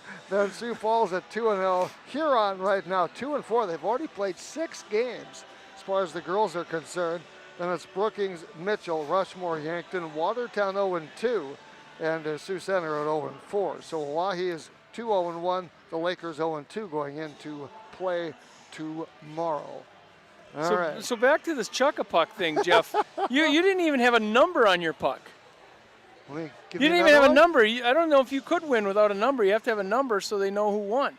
Number, let's see, it's 1999. It says right there, see? Established 1999, Yeah. That's my number. You'll never win with that one. All right, we do have some updates. I finally got a load. Oahe is in progress with Aberdeen winning 3-2. So that's a close one there in Aberdeen. Oahe is leading Aberdeen 3-2. Wow. And then we have Brookings in progress, 8-0 over the Bucks. All right. Yankton Bucks. No And that one is surprise in there. Yankton. That's right. So we finally got our phone to load here, and with those scores. And my guess is that those were 8 o'clock times, so they're probably at the same break we are, just before the third period. That's right. All right. I don't know how the Gophers are doing. They were leading 5-1 last I looked. I can't imagine they'd be behind. I can't either. But let's see if we can find out something here.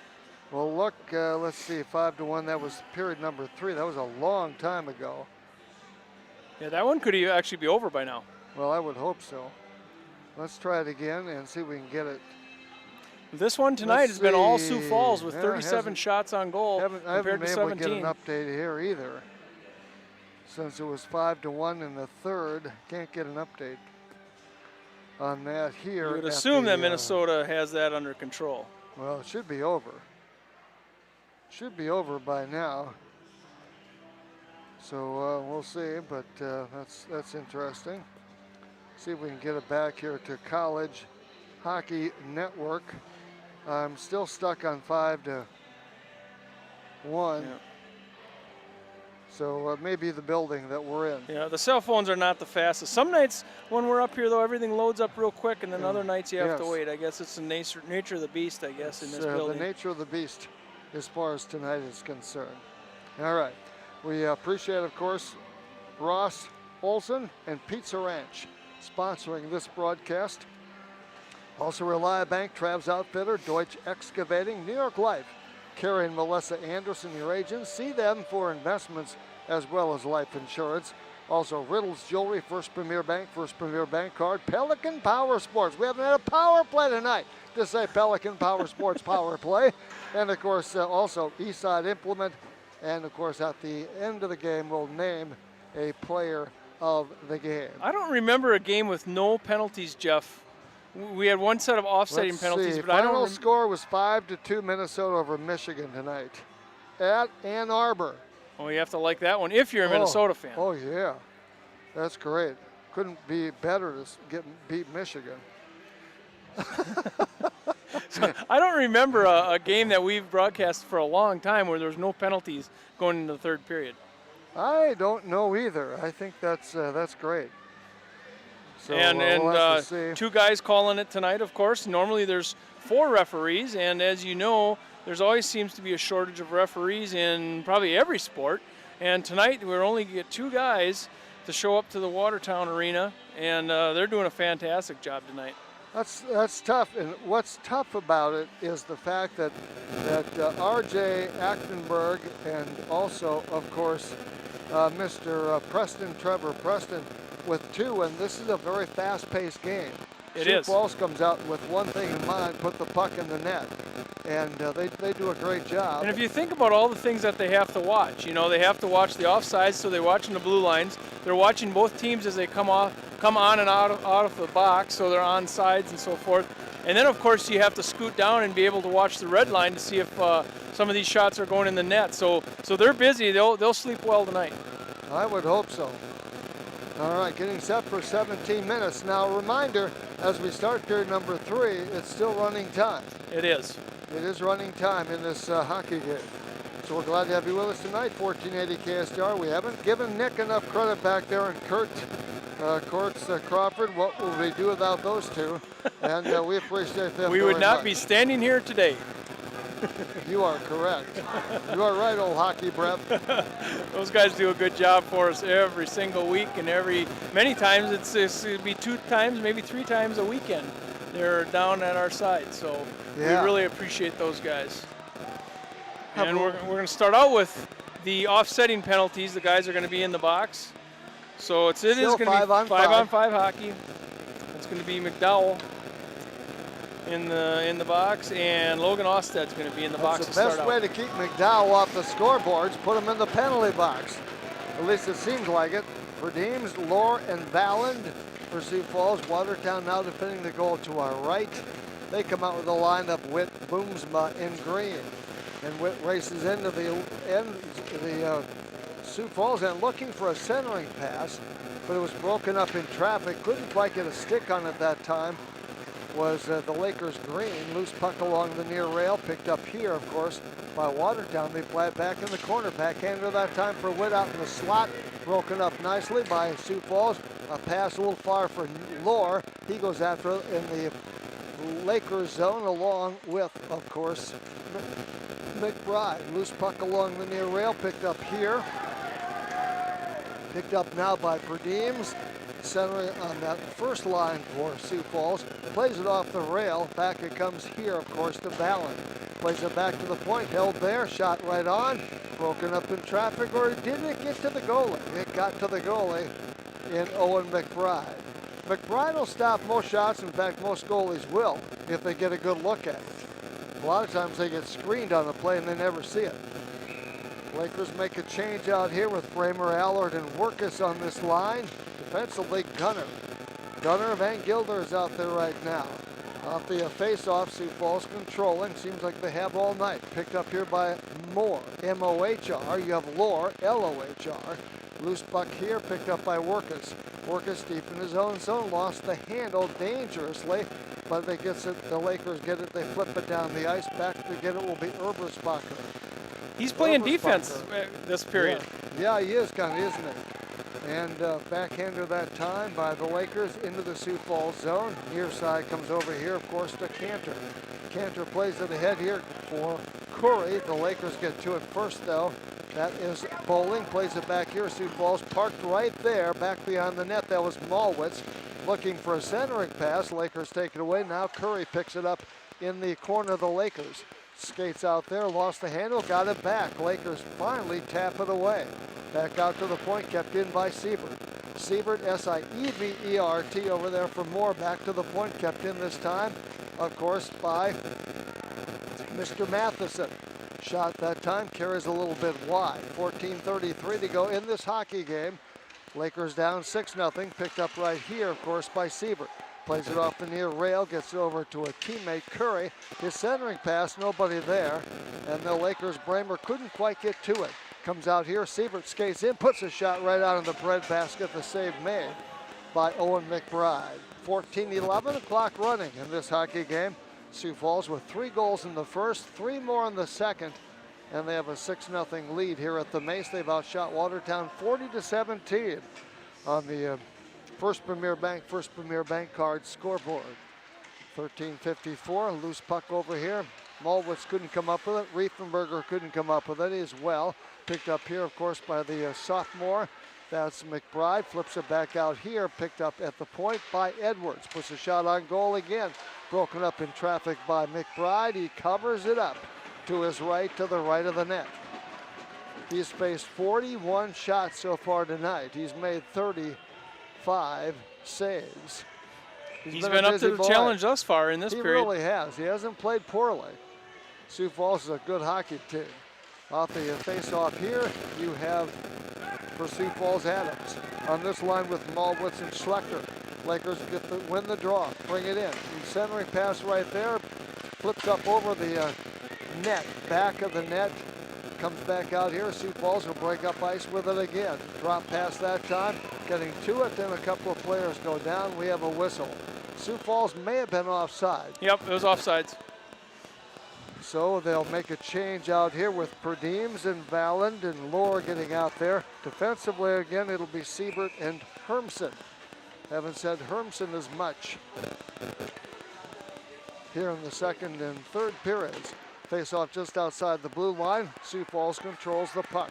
They'll play it off the far boards there. Lakers in the neutral zone, played off the near rail. Flipped in over the blue line. Curry got back there. Valland got back there, beg your pardon.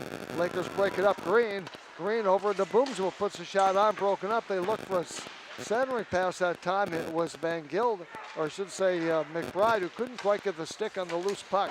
Lakers knock it down the center ice. That's, of course, Foley. Foley into Boomsma. Boomsma looking for Foley. Pass out there. Oh, almost got a connection there, but Foley couldn't get the stick down on it in time. Loose puck far side, picked up by Hermsen. Gets it over to Perdeems, lost the handle, but he got it back in neutral ice. Now into the stick of Foley. Foley in over the blue line, ridden off the puck, stays with it though, gets it back, dumps it into the corner as Watertown makes a change. Picked up there, Flanagan back behind the net for Siebert. Loose puck, and it was picked up there on a centering pass and almost put in the net. Comes all the way down the ice right on McBride. And McBride, long stretch pass there. Goes right side with it to Witt. And Sioux Falls comes up with a loose puck again. Onto the stick this time of Cantor. Cantor and over the blue line, gets ridden off the puck. Lakers pick it up, neutral zone. With the puck right now is Witt, plays it off the near rail at 11:14 to go. We've rattled off nearly 6 minutes. Nice crowd tonight, but it's been all Sioux Falls, unfortunately, with a 6-0 lead. 40-19, they have outshot the Lakers. Face off just in the neutral zone outside the Sioux Falls blue line. And it'll be Workus facing off against Cantor. Sioux Falls wins the draw. Here it comes to Cantor, neutral zone. Circles around back at his blue line now. On the forehand, now gets it in over the blue line. Looks for a backhander, lost the handle. Lakers take it away deep in the slot. Picked up that time by Bramer, lost the handle. Valland comes back to the point, shot on by Ebersbacher. Couldn't get the puck to find the mark and kept in by Sioux Falls at the right point. Backhander by Cantor, goes to a teammate who goes down. Lakers direct that puck back to Curry. Curry comes up with it along the near rail for Sioux Falls. Good stick handler. Lost the handle, got it back. Drop pass back to his defenseman. Comes over here near side. Shot on the way by Matheson, wouldn't go. They had Curry right on the top of the goal crease looking for the rebound, and we have a whistle. It's going to be our first penalty. It's going to be the interference against the Lakers. I'm not sure who it is. It looks like it's going to be Logan Osted, and that's the second time he's been there tonight. He was in there before on a coincidental or on a penalty, and now he's in there again today. So the first Pelican Power Sports power play of the night. Exactly, and the Lakers flip it down the ice. Riefenberger's helped to help kill this off. Scott is out there as well. And with the puck right now is McDonald. McDonald, of course, with 2 goals and an assist tonight. Going down hard that time for the Lakers was Riefenberger, but he bounces right back up again. And then we have another whistle at the 9:18 mark. And we're going to have a roughing call here. Is he going to take them both? Went two periods plus without a penalty. Now we've had a couple of back-to-back gonna be McDonald. ones here. Sioux Falls was on the power play. So McDonald's going to get it for a roughing. Yep. So we had no penalties, and now we've had 2 in the last 30 seconds. So we're going to be 4-on-4 hockey here for a minute. And again, we have run time, so the time is running right now. Killed off half that penalty. Yeah, yeah, that's true. Loose puck over here along the boards, picked up, of course, nicely that time by Lohr. That's Nick, goes after that puck as he works down there against Foley. Foley and Lohr. Lohr goes back to the point. Held in here by Edwards, puts a shot on, and the save made by Owen Mcbride. 20 seconds to go on the penalty to Orsted for the Watertown Lakers. 1:14 to go on the penalty, of course, to McDonald. So Lakers will have a power play here in about 9 seconds. By the time the puck drops, Yeah, again, it's a running 8 clock. minutes to play in this period. Face off to the right side. Sioux Falls wins the draw. Shot that time by Eberspacher, broken up in traffic. Rebound comes out here to Foley. Foley off the right side. Lakers on the power play for 53 seconds. Plays it ahead. Knocked down that time by Sioux Falls. Edwards plays it back into the Lakers zone. Knocked down by, and then an outlet pass that time getting over there. That time was McBride, and he was way out of position, but he gave up the puck, but he got back in time, and the shot was wide. Little luck for Owen McBride there. He was way out of position. Yep. So Edwards, sometimes you want your goaltender to be, well, shall I say, aggressive, and then sometimes you wish you weren't. That'll happen. Comes over here to Bowling. Bowling, right side pass now, comes onto the stick of Sievert, ridden off the puck nicely that time by the Lakers. And a good job there at 6:59 to go in this hockey game. Both teams now at full strength. This is Bowling. I should say it is Boomsma. Boomsma skating in, looking for a centering pass. Centering pass there, nobody home. It comes all the way back in the Lakers zone, actually right on goal. And stopped that time by McBride. Lakers take it to the far corner. Over there, of course, is Schulten for Sioux Falls in the Lakers zone. And Van Gilder gets on that. That's Gunner with the puck. Has it taken away from behind. Picked up Matheson, puts a shot on. Kicked out that time by the Lakers. McBride, loose puck back there, is going after that is for Sioux Falls. That would be their 4th line, which of course is Schulten. Dominic has a goal so far tonight. Shot right on goal with 6:09 clock running. Save made by McBride. Only 6 minutes left in this one, and a running clock sure does go by pretty in a hurry. It really does, yeah, that's exactly right. So 5:57, face off to the left of McBride. Face off coming here, Cantor. Picks up, comes back to the point. Rink wide pass that time from McDonald. Shot on a bullet that goes wide from his teammate. That, of course, was Edwards. Loose puck picked up here by the Lakers along the near rail here. That's German. He gets in his first playing time tonight. Looks for a wraparound shot. They score. Moore was right there that time with an assist from guess who? Yeah, I think the captain. That's McDonald, who has 2 goals and 2 assists. Sioux Max Falls Moore scores. found himself an opening right in front of Owen McBride.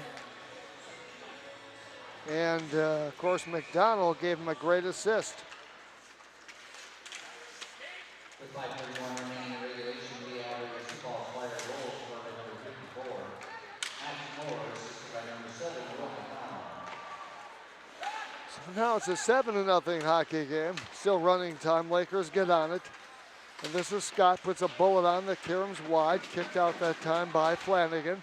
Loose puck picked up here by Sioux Falls. They'll skate out to the blue line. This is Cantor. He's a pretty good little player too. Takes it across the line, drop pass there, broken up by the Lakers. Scott gets on it. Lakers will stick handle the puck to center and lose the handle. Foley gets over there, puts a little push on his man. Sioux Falls comes up with it. This is Herbson.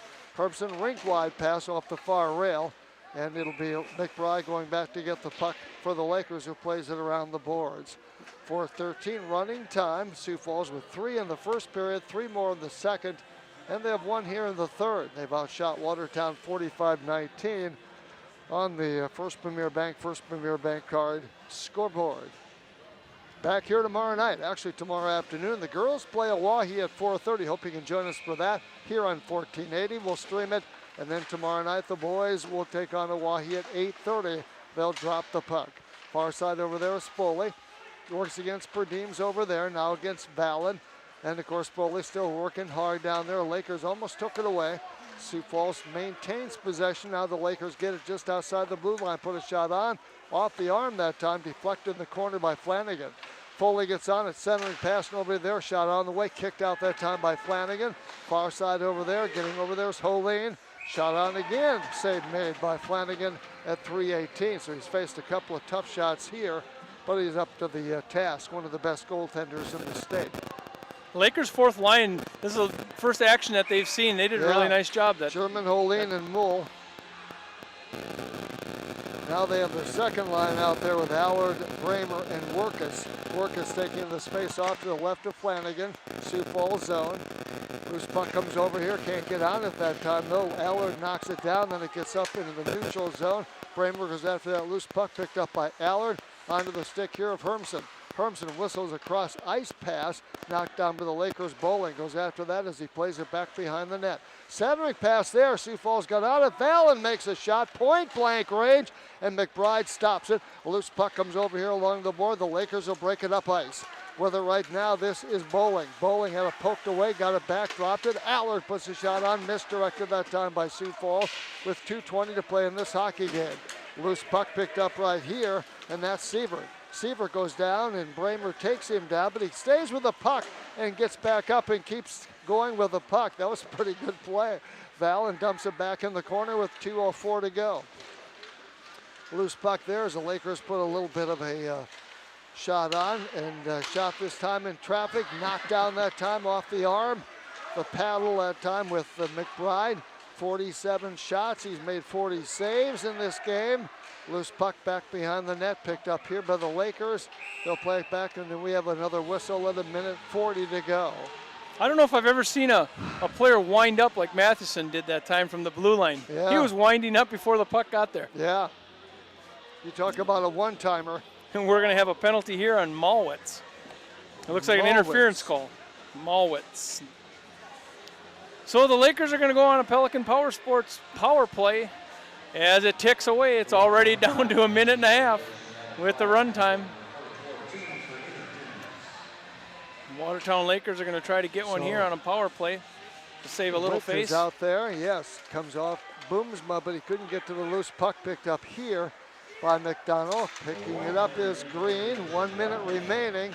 Comes over here, Gunner's out there as well. That's Van Gilder. They dump it into the Lakers zone.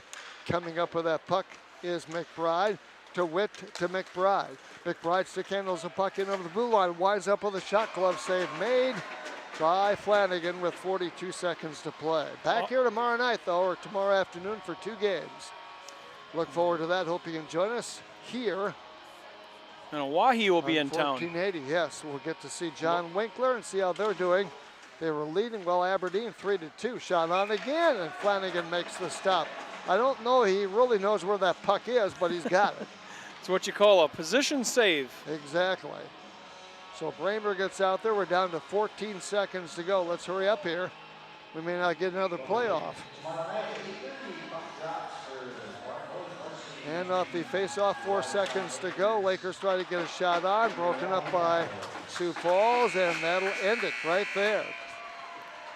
So 40 saves for McBride in the game, 40 saves, 40 altogether, and a total of 24 saves for Flanagan, but he gets the shutout.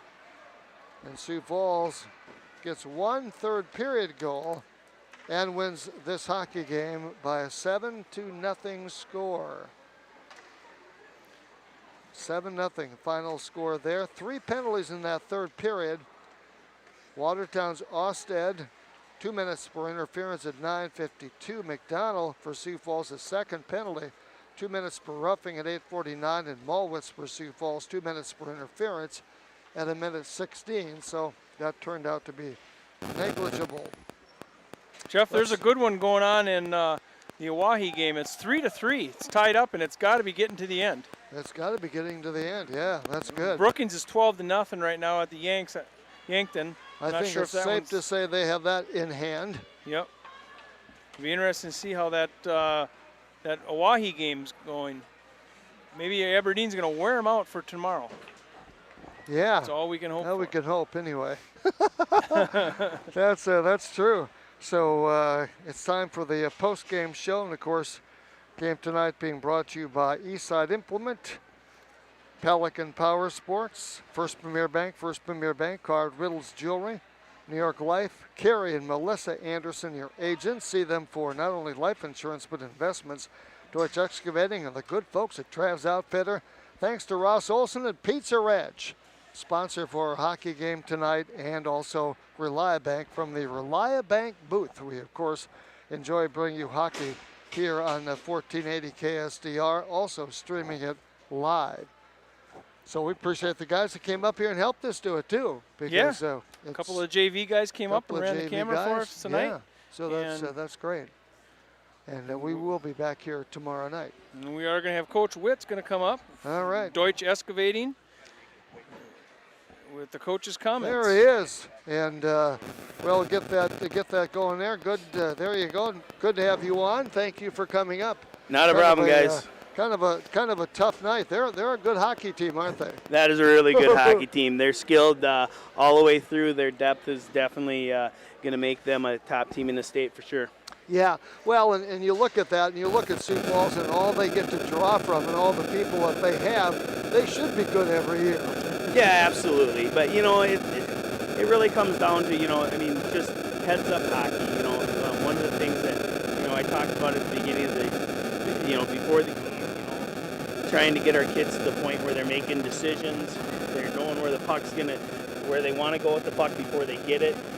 You know, Sioux Falls are obviously already there, and that's something that's taught from the time they're little, you know, up until this point, and it really shows.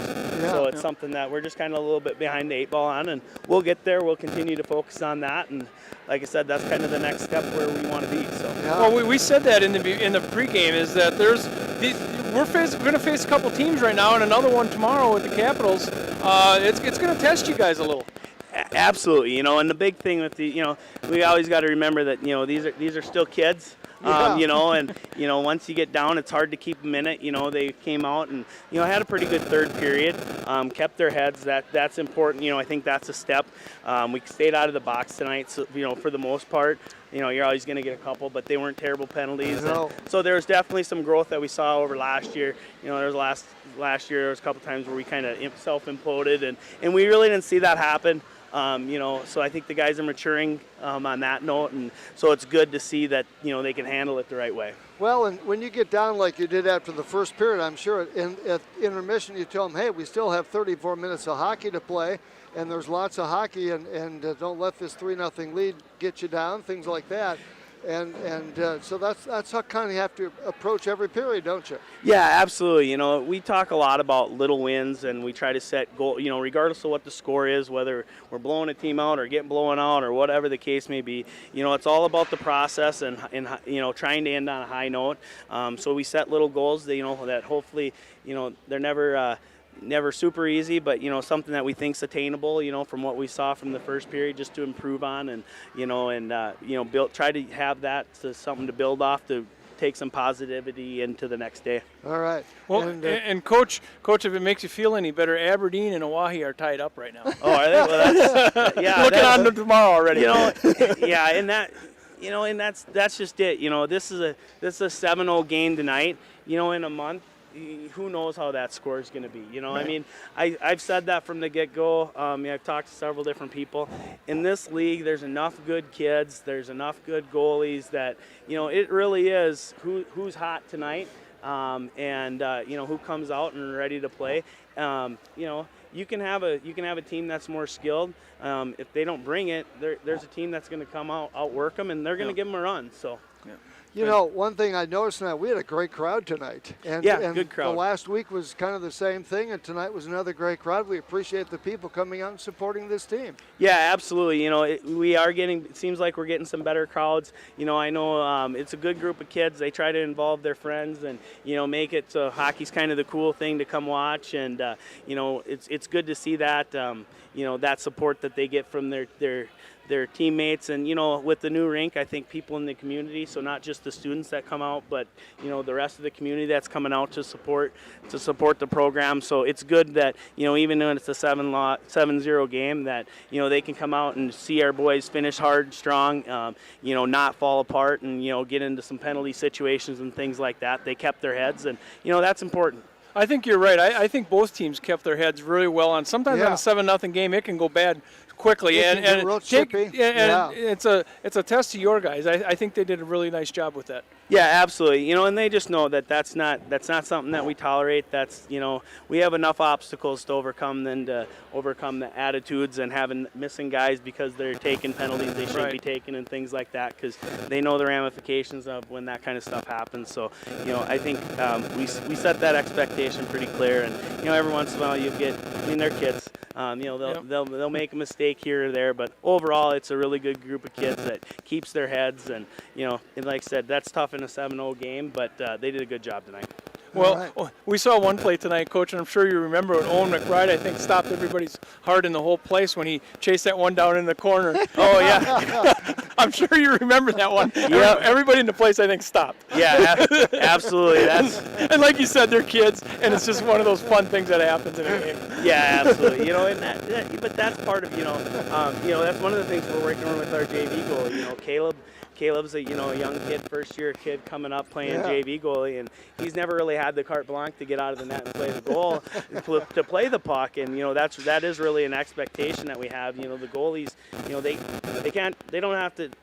have to do more than just stop pucks. They have to know hockey, they have to play hockey, they have to read the plays, keep their heads up as well, and they have to just be able to skate and move, and, you know, that's part of it. So, you know, that's one thing that we've been working with on Caleb. And Owen, typically, that mistake is not a mistake that Owen usually makes, but, you know, he also is one of those, he'll take a chance to go play the puck. And he's a good role model for the rest of them. So we'd laugh at him sometimes, and he makes the night fun. Yeah. Well, I don't know about you, but I like an aggressive goalie. Oh, absolutely. You know, it's so integral, you know, and, you know, especially in our forecheck, you know, I've even talked about, you know, if we're running them in the offensive zone with a good hard forecheck and we're wearing them down and they ice it, I've told our goalies, you know, read that play, and if it's something where they're tired and you can get it up right away and we can get the puck back in the zone and prevent them from getting a line change, I'm okay, you know, with doing that if we're running them. And, you know, that's all about aggressive, and that's just kind of how we play. You know, we're not a super physical team, but I think, you know, that's what we try to be. You know, we try to make up for some of the lack of the skill by being, you know, a little bit more aggressive than other teams. And, you know, a lot of times that'll give you an outcome a little bit better than 7-0. But you know, if we didn't play as aggressive as we did tonight, you know, that easily could probably have been a 15-0. I think you're right. So, you know, it's a testament to, you know, that's one of the things that we've instilled is, you know, we're not always going to be the most skilled team, and when we're not, we just have to outwork them. And, you know, when you outwork teams, good things will happen eventually. Yeah, great. You know, I look at a game like this, and I bet you if you went down and talked to the kids in the locker room, they've already forgotten about this game. They're looking forward to tomorrow night. That's the one thing I notice about kids. They get over a loss or a win, whatever happens, rather quickly. 5 minutes later, they're on to something else. Well, I don't know if they're probably on to something else. I don't know if it's the hockey game tomorrow or girlfriends, but yeah, I'm sure they're on to something else by now. But we'll find out here real soon when I go down and have a chat with them. Sounds good. Thank you much for coming up. I appreciate it as always. Go get them tomorrow night. Sounds great. Thanks, guys. See you tomorrow. Yep.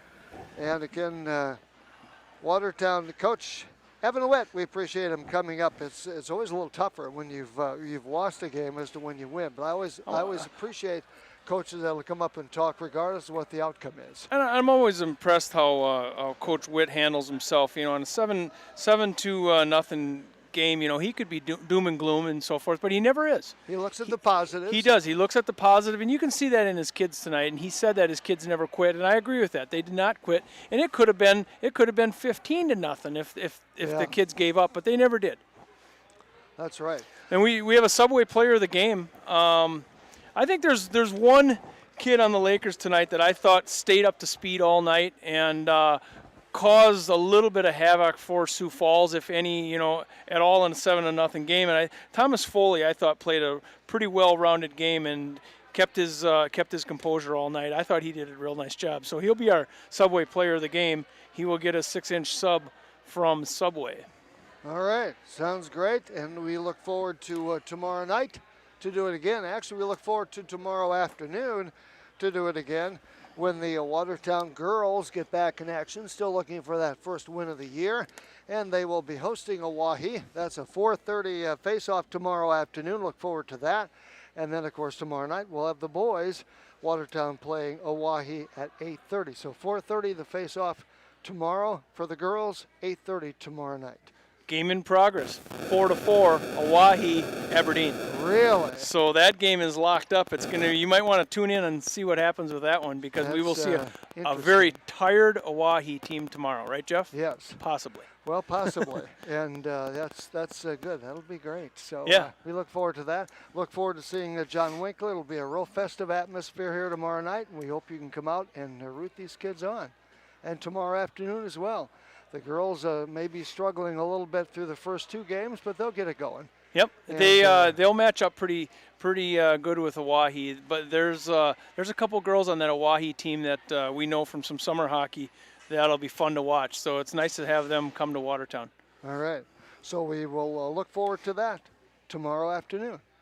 All right, about a 4:15 start, face-off 4:30, and then tomorrow night about 8:15 with an 8:30. Face-off for the boys. We'll be here. All right. So big thanks to Trav's Outfitter, Relia Bank. We love broadcasting from their booth. Also, of course, to Pizza Ranch. They brought you the action tonight, plus Deutsche Excavating, New York Life, Carrie and Melissa Anderson, your agents.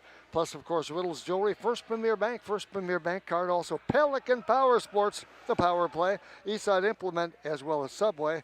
And we look forward to that. And, of course, also to Willie's. And also to State Farm Insurance. Right.